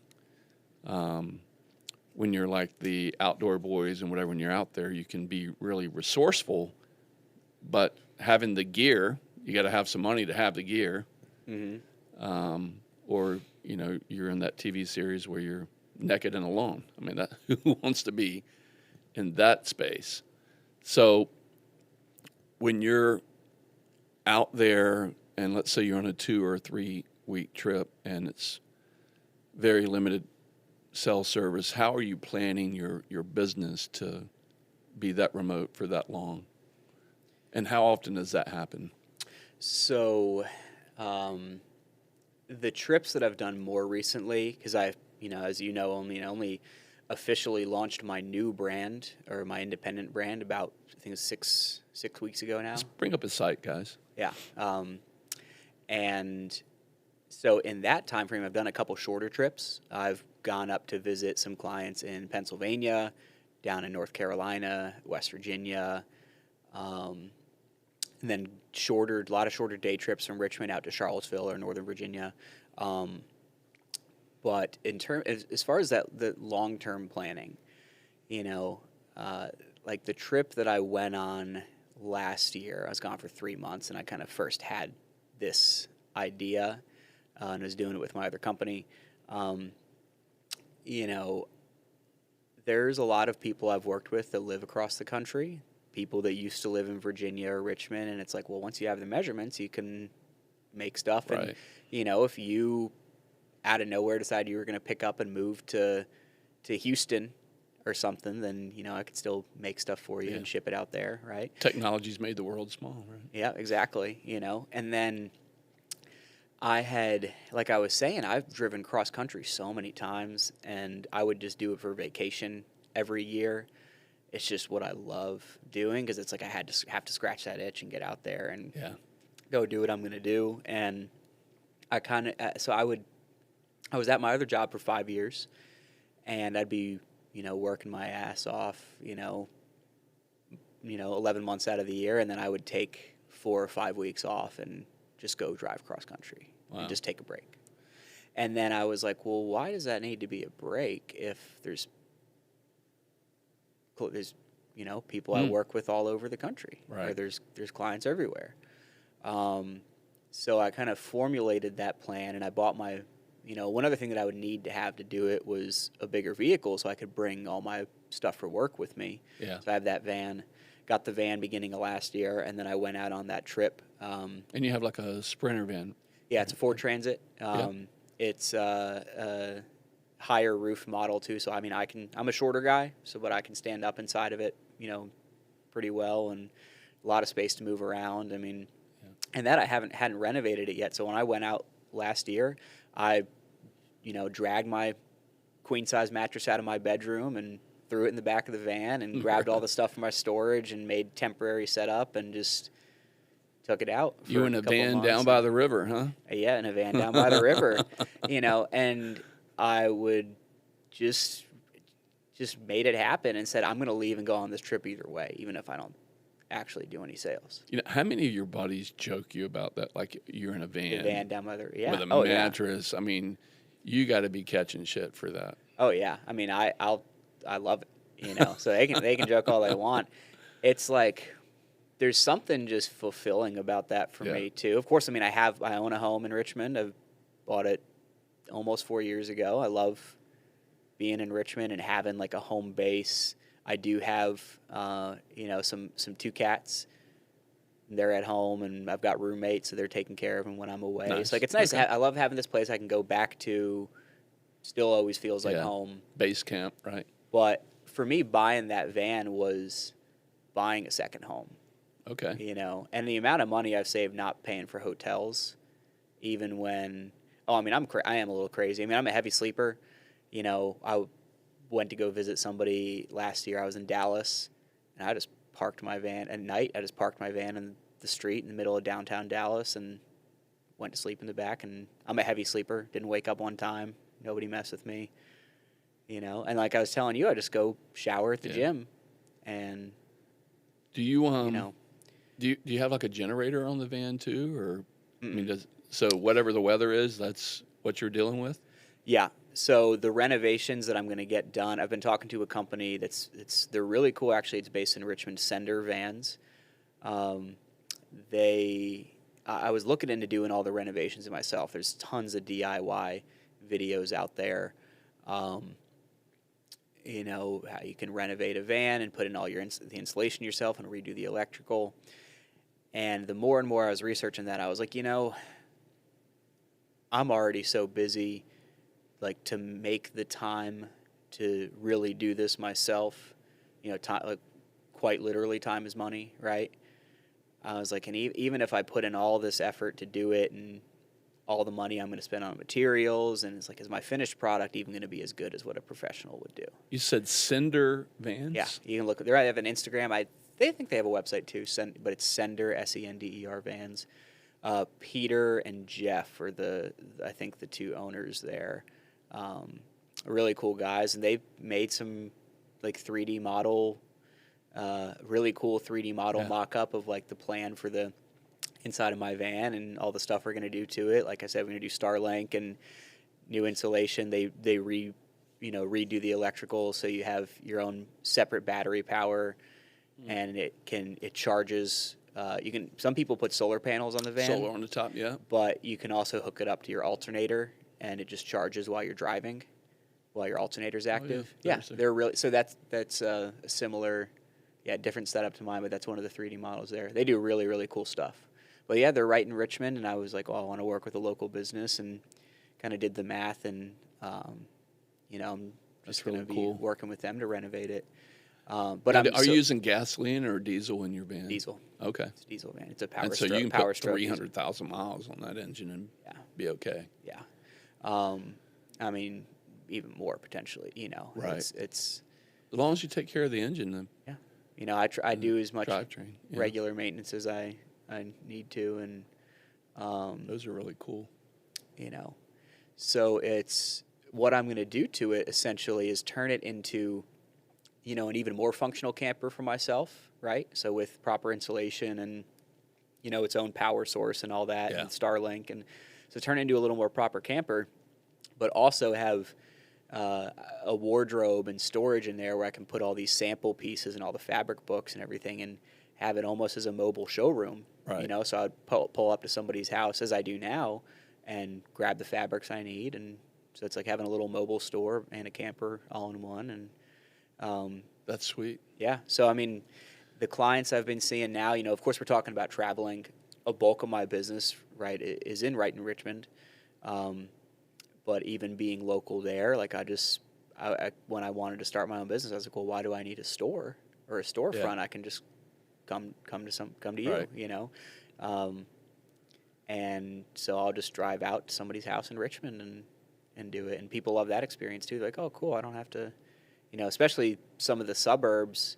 You were talking about, or somebody was talking about Mechanicsville earlier, but like Midlothian or Chesterfield, like some, a lot of professionals that live out there don't want to, drive 30, 35 minutes into the city of Richmond, and right. It's like, oh, they don't want to deal with parking or all this, and for me to just drive out to them and bring all the fabrics and everything. I mean, it's been a fun experience. People like that, so that's awesome. Yeah. And you combine that with seeing parts of the country that you want to explore.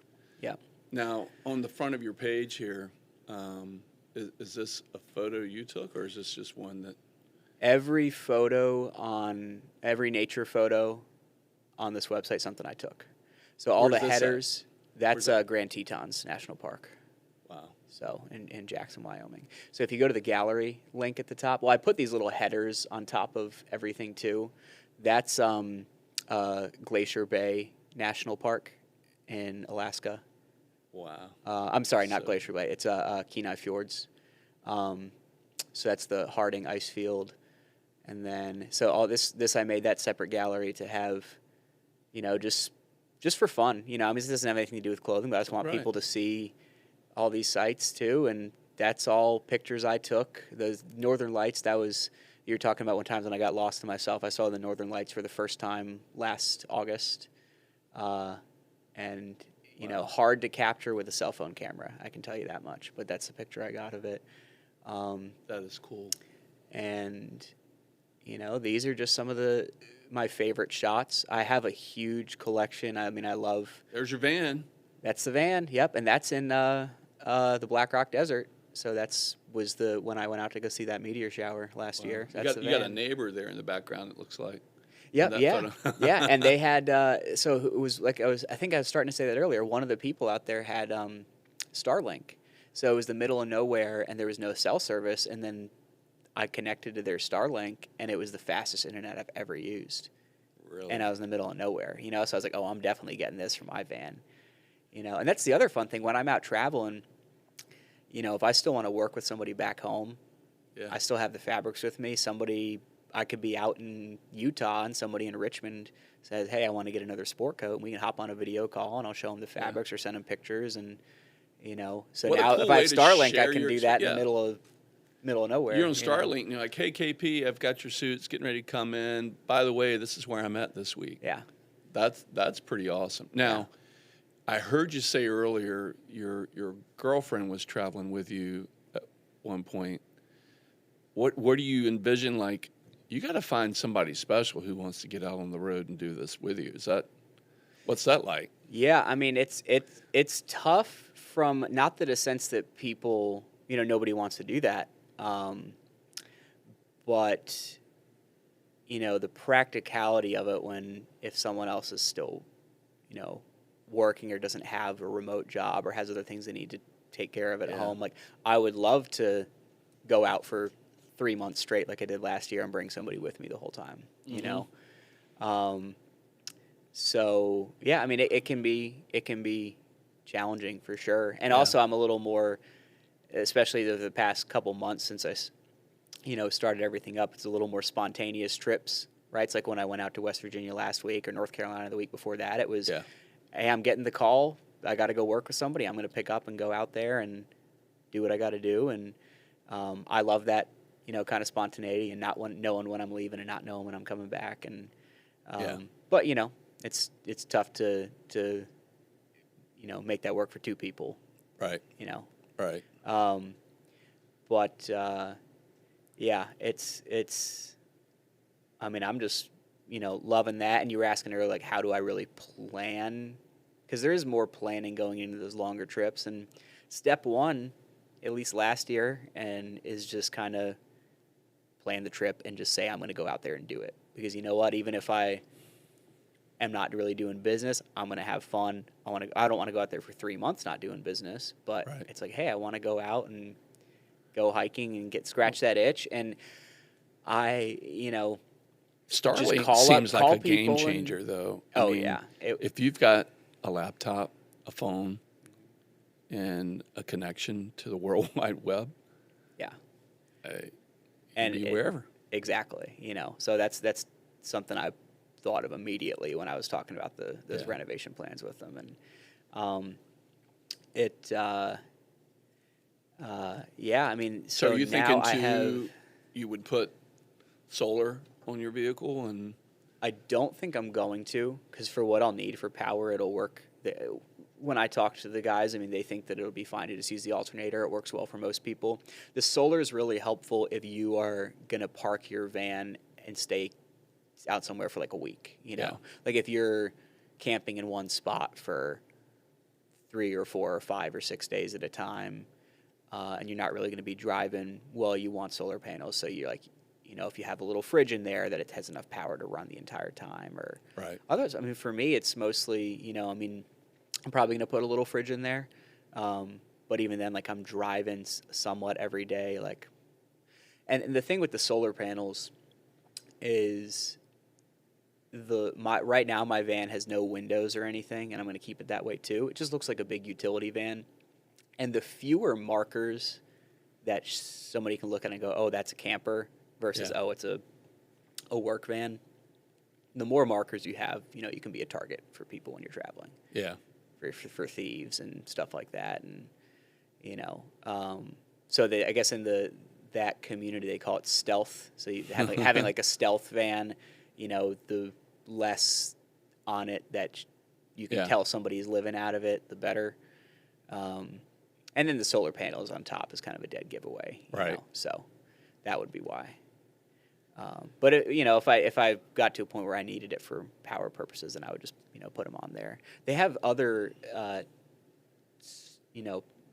temporary like solar panel setups too, that you can, instead of attaching it to the van, you just keep it inside. And if you are going to be camped somewhere, you just pull out these little solar dish panels, put them out in the sun. I've seen and those. Run cords to the van, and it'll charge it that way. So I'm probably looking to get in some of those too, and just to do a conversion like you're talking about with your van. What I mean, I guess you can spend as much as you want, but what are the ranges you've seen? Yeah, it's a very broad range. I mean, again, they're telling me like, oh yeah, they've done builds for people where it's $100,000 what they're putting into it, into a van that they already paid $100,000 for. $100,000 for, right? I got my van used and got it for, a brand new diesel transit van like that is like, almost $100,000. Yeah. I got mine used in, great condition, for $30,000. Nice. And it's 7 years old, but it had less than 100,000 miles on it, so. It's just barely broke in for a diesel then. Yep. That's really cool. So, and then the specific renovations that I'm looking to do, when it started out, it was around 25,000, and then everything, keeps adding up and adding up. So it's going to end up probably close to 35,000 for what I'm going to end up doing on my van. So, but again, that plus what I paid for, it's still $30,000 less than a brand new unrenovated one. So, it's going to be a big business investment for what I'm doing, but it works well because it's kind of like building a second home too. Yep. And the amount of money, like I was saying, saving on not staying in, like I was talking about, staying in the street in Dallas or whatever, not paying for all these hotels and stuff. Well, even in a campground, you don't have to do hookups and you don't have to rent space. I've got a Class C camper right now, and I've got it in a space at a KOA just for a couple weeks just to try to work some bugs out and figure out, number one, do I want to keep it, and do I really enjoy it the way I thought I would? And it's expensive, man. It's like $66 a day just to be sitting there doing nothing. Yeah. Which is not cheap. Hotels used to cost that. So. Yeah. There's still a couple out there that do. You'll see. I was, it was actually kind of funny when I was driving, I said I visited somebody up in Pennsylvania, it was back in July, and it was in Harrisburg, Pennsylvania, and there were hotels that popped up on, I didn't ended up staying at something. I drove down to see a friend in Frederick, Maryland, but I was thinking about staying there for the night and looked at hotels just because I was curious, and there was hotels there that were like $60. And they didn't look, I didn't go look at one in person, but they looked nice. It was like a, not nice, but it didn't look like, it looked like a $100 your definition hotel. of nice, Justin, which is really kind of weird. Yeah, it is. You got two parts of your brain you're dealing with here. You're a dude who will be nomad out in the middle of nowhere. I don't think you're in your Sunday best camping. I am not. And it's really funny that you say that. There's so many areas of my life where I've just kind of felt like there's two opposites that just don't make sense, but I feel equally drawn to both of them. Yeah. And when I worked, so going back, I was talking about I was in college for a little bit.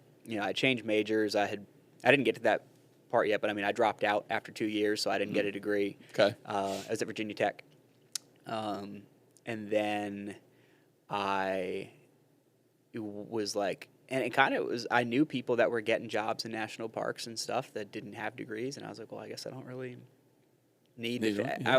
I was almost like, well, I'm already here. Like, let me finish it out. But I was like, well, I don't really need a degree. So I dropped out. And then less than, I think it was like 10 months later, I had a job with the Conservation Corps.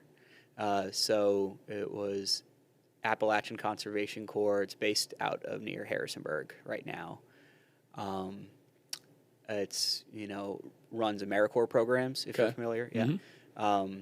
And we went and worked in different projects in national forests all around Virginia, went up to Pennsylvania at one point, spent a lot of time in West Virginia.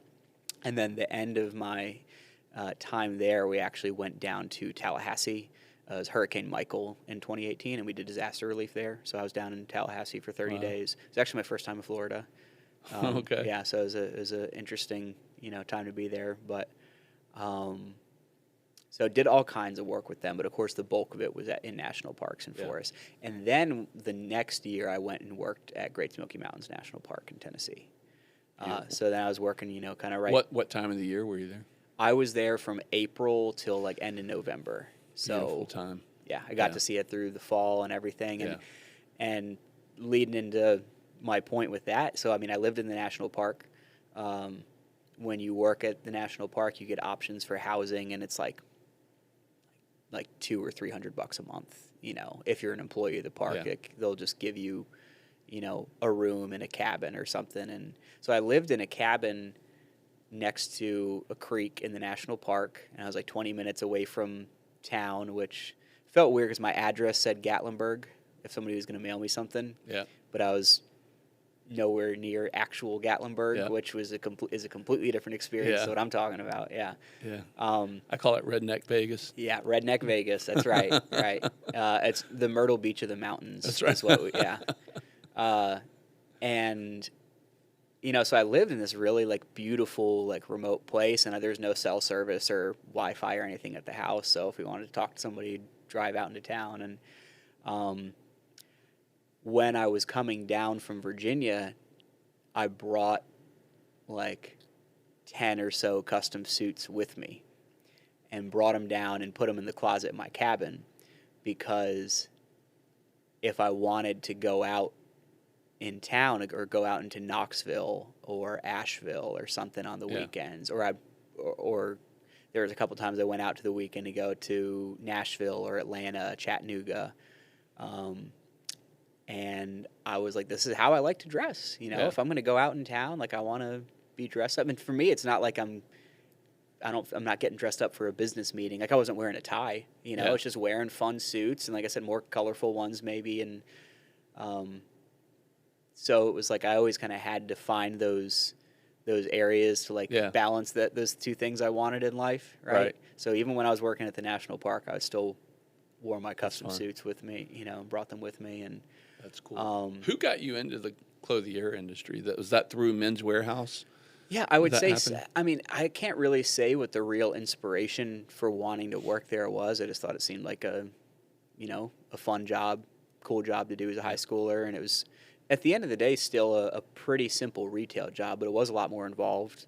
I actually think I learned a lot of really great conversational skills there, because I'd be working with all kinds of people from all walks of life, and it's not, not a clerk job where you're just stocking shelves or, ringing somebody up at the register. And there's nothing wrong with that. I'm just saying, like, when I was working with people, I was 17 years old in high school, and I'd be spending like an hour straight talking to, an attorney that's buying a new suit or something, so. Most people are coming into Men's Warehouse purpose-driven. Like, they're like, I got this event, or I got this thing, or I got this new job, or it's time to upgrade the wardrobe. So most people walking through those doors are likely going to buy. It's whether or not you can fit them to their buying purpose, right? And a whole lot of people that come into Men's Warehouse are there because they have to be there, not because they want to be there. Yeah. Especially when it's like doing like the rentals or weddings like this. And I mean, that all in all is just a totally different environment than anything I've done in the past 6 years, and extremely different quality of clothing, right? But it was still this really great foundation to learn and at least get like some more basic measuring skills and, have the experience trying to style for somebody and figuring out somebody's taste. I'm a kid in high school, and I'm trying to figure out how to dress, this like a local politician. And I actually did once when it was my senior year, got to work with a congressman, U.S. congressman. It was Denver Riggleman. But he, I guess lived near Charlottesville, and he came in there, and I got him a tuxedo for an event, and like that was cool to, I didn't know anything about him, but I was like, oh, this is a congressman, and he came in, wants and to look good and be appropriate, right? And I got to work with him, and then I'm working with people who, like, are getting forced by their cousin to, buy a suit for a wedding that they don't even want to go to, and it's like trying to figure out like how to help them out, and people have eccentric tastes and conservative tastes, so I think it was a very great first job to have. So as a businessman now, you're running this personal style shop, right? That's mobile. Yeah. You can go anywhere with anybody. In order for it to work for you and work in your business model, what would a person need to be willing to spend, like minimum budget, if they're just starting out with you? You know, again, depending on your purposes, right? Like if you're somebody who, you know, you just want to try out the custom experience, but you don't feel like you are ready to really invest in like big new pieces for your wardrobe. I mean, I tell people like just working to do some custom shirts or something that's in, you know, lower like entry price point compared to like a full suit or a jacket. And you get to still go through that whole process of doing the custom measurements and picking everything out, looking at all the fabrics, and it's very, very fun. And shirts are an area you can get very creative too. Yeah. You know, chances are if you're not getting a suit, you're probably not just getting a plain white button up either. If you're getting a custom shirt, it might be like, I mean, I've got, you know, funkier stripes and stuff like this, but also just fun like print fabrics, and I can make short sleeve shirts and, you know, stuff that's more daily wear that you'd wear with jeans, or, you know, checkered prints like your shirt, or even florals and paisley and all that stuff. And you could even do quarter zips. You I do stuff for women? Yeah, so women's clothing, and then, I do custom sweaters, men's and women's sweaters, custom shoes too. Nice. Yep. So Are most of those Italian? The shoes are made in Spain, actually. Spain. Yep. Okay. So they're ones I'm wearing right now too. But they're made Throw in your Almonte, foot up there. Spain. Let's see. Yeah. I don't know if I Go ahead. Yeah. Let's see what you got going on. So, Oh, no socks too. I love it. No socks. Yeah. I mean, I've never really worn socks with loafers. No socks. Yeah. That's how you do it. Yeah, but they're calf leather. They're really comfortable, especially once you break them in, and, you know, I've got a matching belt on too, made of the same exact materials. But so yeah, I mean, it really varies. But in terms of like you're saying like a budget, or what are you going to be prepared to spend? I mean, if you're looking for like a nice new start for your wardrobe, which I would call doing, you know, a new suit and a new shirt, just like one of each, like testing that stuff out. I mean, you know, after taxes, you're going to be spending $1,900, $2,000 after taxes. You know, maybe a little less than that, but you know, like a starting price point for a suit would be $1,500. Okay, and then a shirts are $250. Okay, $1,750 plus tax. Now, again, it varies heavily based on the fabrics. I mean, if you are already a little more versed in clothing, maybe this is your first custom experience and you want to upgrade your style or like do a little bit higher level than what you're used to. I mean, of course, at that point, the sky's the limit, but, you know, one of the most popular fabrics I would use are from Gladson or Dorme. And, you know, for a suit with those materials is going to be $2,500 to $3,000,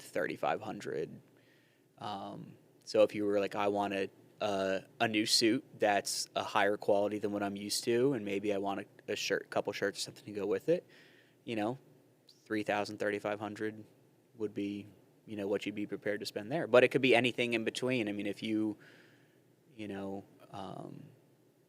I'd have price points where there's a suit that's $2,000, or, you know, or if you just want to get a pair of pants or some new pairs of slacks, they could be around $500. Yeah. So like your coat, now that you're wearing your suit coat, inside liner, full liner, you put in, you can customize those. Yes. Can you open that and show like this where the camera can see got there? This paisley print. So this is a Dorme suit, and the lining is actually Gladson. So Gladson manufactures or designs, you know, like I said, they do fabrics, but they do a ton of really cool linings, and I use their linings for almost all my suits too, personally, and then for a lot of other people. Okay. But so anything, all that customization, and then, you know, I mean, different buttons or different, you know, accents on the sleeve or the lapel of the jacket. You know, anything like that, there's no extra costs for it. So a lot of custom places will kind of nickel and dime you for like this, you know, this is I've an extra. experienced that. Yeah. Yeah, you know, and like to be candid, like the reality of it is, okay, this lining might cost me an extra $60 or $70 compared to this lining, and then some place is going to upcharge you and say, oh, it's $150 extra for this lining. At that point, I'm like, my philosophy, I'm like, okay, you're already spending a couple $1,000s on a suit.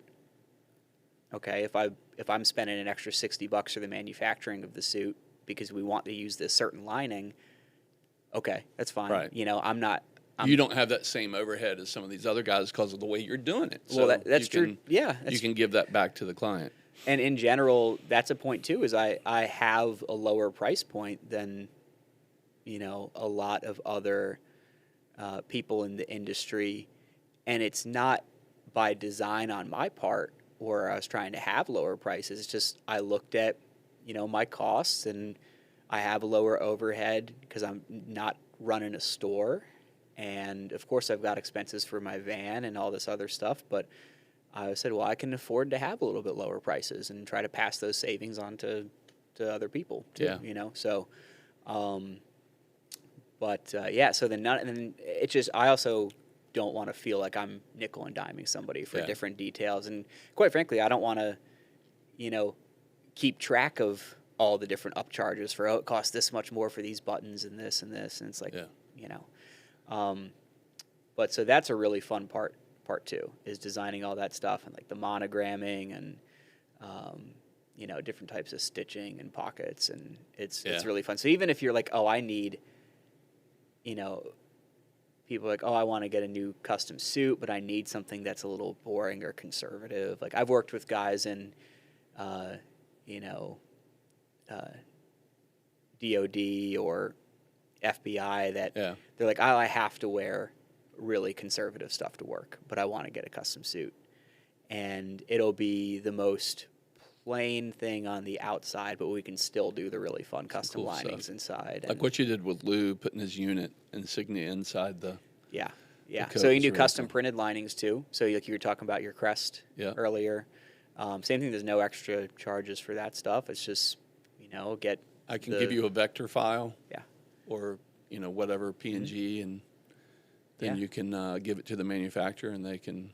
Yeah, and it's the same manufacturer as making the other lining, so it's the same quality material as the other linings, and it just gets printed onto it, and you know, use that for the inside of the jacket. Wow, so that's pretty fun sweet. too. Yeah, and can use that on all kinds of jackets. So there's clothing that, you know, I make that's more casual. It's not all dress clothing. Like that's just a big draw. You know, actually, if you want to go to, I guess let's go to the gallery again, but let's click on the clothing instead of.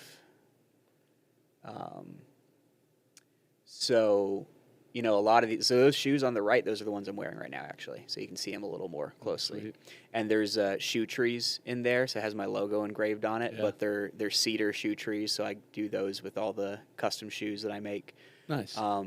But you can see, you know, a lot of these are a little more formal. So that's an example of women's clothing. That's one from a fashion show that I did for my previous employer, previous company. And then, you know, if you scroll down, you'll start to see some other things, like some examples of the custom sweaters. So actually, that's me on the left there, that burnt orange suit. I'm wearing a turtleneck that's the same color as the suit. So that's a custom sweater. But there's some things that are more, so that bag, sorry, I'm jumping all over the place. So that's the same manufacturer that makes the shoes. So you can do custom, that's a big duffel bag. I use that to carry my fabrics around, actually. Very cool. And then like top coats, or, you know, that camel top coat there. And then there will be some things like bomber jackets. Just the more you scroll, you see all kinds of stuff. But like, you know, more casual bomber jackets, you know, zip up jackets. See, there's another custom printed lining, that with the skulls there. And, you know, another style of bag. And yeah, a lot of these they're either from weddings or fashion shows, or there's some local photographers, and especially a lot of ones in Richmond that, you know, people contact me all the time. So there's a bomber jacket on the right there that. That's pretty sweet. So that is this alpaca fabric. So actually so when I was doing I tried that on. that jacket for Caitlin, so the lapels were the fluffier alpaca. So it's that fabric. That's just a burgundy color instead of black. Wow. That's so nice. But yeah, so like, and then talking about the photo shoots like that. So there's these photographers, Jada and David, in Richmond. They're super talented, but they build all these crazy sets, and they turn they used to be wedding photographers, and they turned, like in COVID, they were like, we're tired of just doing regular weddings. Like, let's just do some really crazy photo shoots and try to turn it into a business. And Set design. so they like build all these crazy sets, and I've done probably, they will reach out to me a lot and just say, hey, we want to do another photo shoot. Like, show us what your craziest new colors of clothing are. And, so I have a lot of examples of stuff here. Yeah, there's a short sleeve shirt, so more on the left here. So all kinds of more casual clothing. So suits, that's the focus, and that's kind of the draw, but it's really about all areas of life doing, custom clothing. And one of my favorite things to do is the custom sweaters. There's one that, so that's the overcoat that I had that I showed Caitlin when she really wanted to. So it's black cashmere, and then the lapels are this alpaca. Cow. Yeah. Now that's got to be a $10,000 coat. That's right? exactly right, actually. Yeah. Yeah. Yeah. Gee, so, how many? There's just all kinds of stuff. So, like, even the sweatshirt you're wearing there, Caitlin keeps coming up. No, I did this. So that I made that it's a cashmere sweater, and I don't know what it is about it. That's one of the most popular things that people have asked me about, including Caitlin, and is just like, oh, I want a sweater just like that. Really? Yeah. And I kind of made it to be, like ironic, and, wore it for Mother's Day. That's kind of like why I got it and did that little photo shoot. But I've had like 10, 15 different people in the past, year since I made it, like say, oh, I want to get that exact same kind of sweater. Like, I love cashmere. Like, it's awesome. It's one of my favorite yeah blends, I guess, or yeah. What's material? The material? Yeah. Cashmere is great. I mean, I love it for sweaters, and it is nice for jackets too. I'm a huge Tar Heel fan, and so I have one that's cashmere with UNC on it. It's pretty nice, pretty cool. Nice. Yeah, that'd be the end there. But dude, there's some awesome stuff. If you want to check out Jason Uglow, you can go to JWUGLOW. Yeah. And check out his site. You can go to the contact page. So there's a couple of different ways there to contact you as well. There's your phone number, your email. Do you have Instagram? I do. It's if it's the same as the website, it's JW Uglow. Okay. Yep. Oh yeah, there you go. Oh, Jake's already got it up. He's on it. Yep. So I've got a couple things pinned at the top there. I had those are weddings or outfits from weddings I did that were in national parks specifically. Really? So I just kind of pinned those at the top to kind of tie in everything. Yeah. And then the one in the middle, if you go back, so that I just wanted to, that was when I kind of launched the business and wanted to write a little bit more about it. That's something I wanted to talk about too is, you and I talked about it a little bit briefly, but a big way I wanted to tie all this stuff together was, when I was starting a business, I was like, if I am going to do something with my business, or if there's a cause I want to give back to, what would that be? And, that was kind of a foundation for the idea behind my business and my brand was, we used to work for the National Park Service. Of course, it's a huge driver for me now. I just try to get out there and support public lands as much as I can and experience it. And I thought, well, what can I do with my business to help support that? So I actually donate, a percentage of all my sales to the National Park Foundation. Awesome. So I donate 5% of all the sales to National Park Foundation. That's just kind of a commitment I had made to myself, and happy to, try and support that with my clothing, and is another way for me to kind of marry those two areas of my life that are very different from each other. I love that about business. I think it's been coined in the past. That's I think it's referred to as conscious capitalism. So I've heard that term. There were some guys from I think the founders of Amazon actually wrote a book about it called Conscious Capitalism. But that's pretty cool. Yeah. And that's why I wanted to interview you today and expose people to it. And this afternoon, Justin's going to come out to my house and have a few people over and look at trying to help support you and maybe bring you a few sales. So we'll Yeah. see how that goes. Yeah, and excited to meet everybody there, and excited for other stuff I've got coming up. You know, I'm currently planning a trip right now where I have had some requests since I've launched the business, requests from people I've worked with in the past to come out and see them. And, you know, I was like, the fall is the perfect weather and perfect time of year to go out to the Southwest. Yeah. And so I'm in probably the whole month of October going to go out and, you know, visit some clients out in Phoenix and Dallas, Phoenix. San Antonio. I have a friend that moved out to Albuquerque recently that, you know, said they want me to come out and see him, and they Got to see some hot air You know. balloons, right? yeah, and then go out and I have a wedding I'm attending in Vegas actually, so I'll Fun. kind of drive out, go to that, and turn it into this You're in big the old trip, neighborhood. and Yeah. in the neighborhood. So you know, Your favorite part, we'll end it with that. If you could tell somebody just one place that you, in the U.S., if you had to pick one. if I had to pick one national park, Yeah, I think it would be Grand Tetons in Wyoming. really. And what Yeah. makes you pick that one? I mean, I would have thought, I don't know. I mean, there's some. It's hard to choose, and at the end of the day, I don't know if I can say that that's my favorite. But another one that's really high up there is Canyonlands National Park in Utah. in Utah. Yeah. People talk about Zion or Bryce Zion, Canyon, or right. you know, and those are gorgeous, incredible places. Utah might be my favorite state. I think of just in terms of diversity of the landscapes and. You seen any dinosaur bones on your adventures yet? There is a national monument called Dinosaur National Monument. It's on the border of Utah and Colorado, and like half the park split between each of the states. Yeah. And there are some places you can go out and view some fossils there. So I have seen some out there. It's We'll cool. put those parks in the links Yeah. below and let people know Yeah. how to get to them. And we'll put your website and some links too, and we'll give you the content back of the show, and you can Appreciate get it. with Yeah. it. So just give us a shout out there. Will do. KP's Black Box.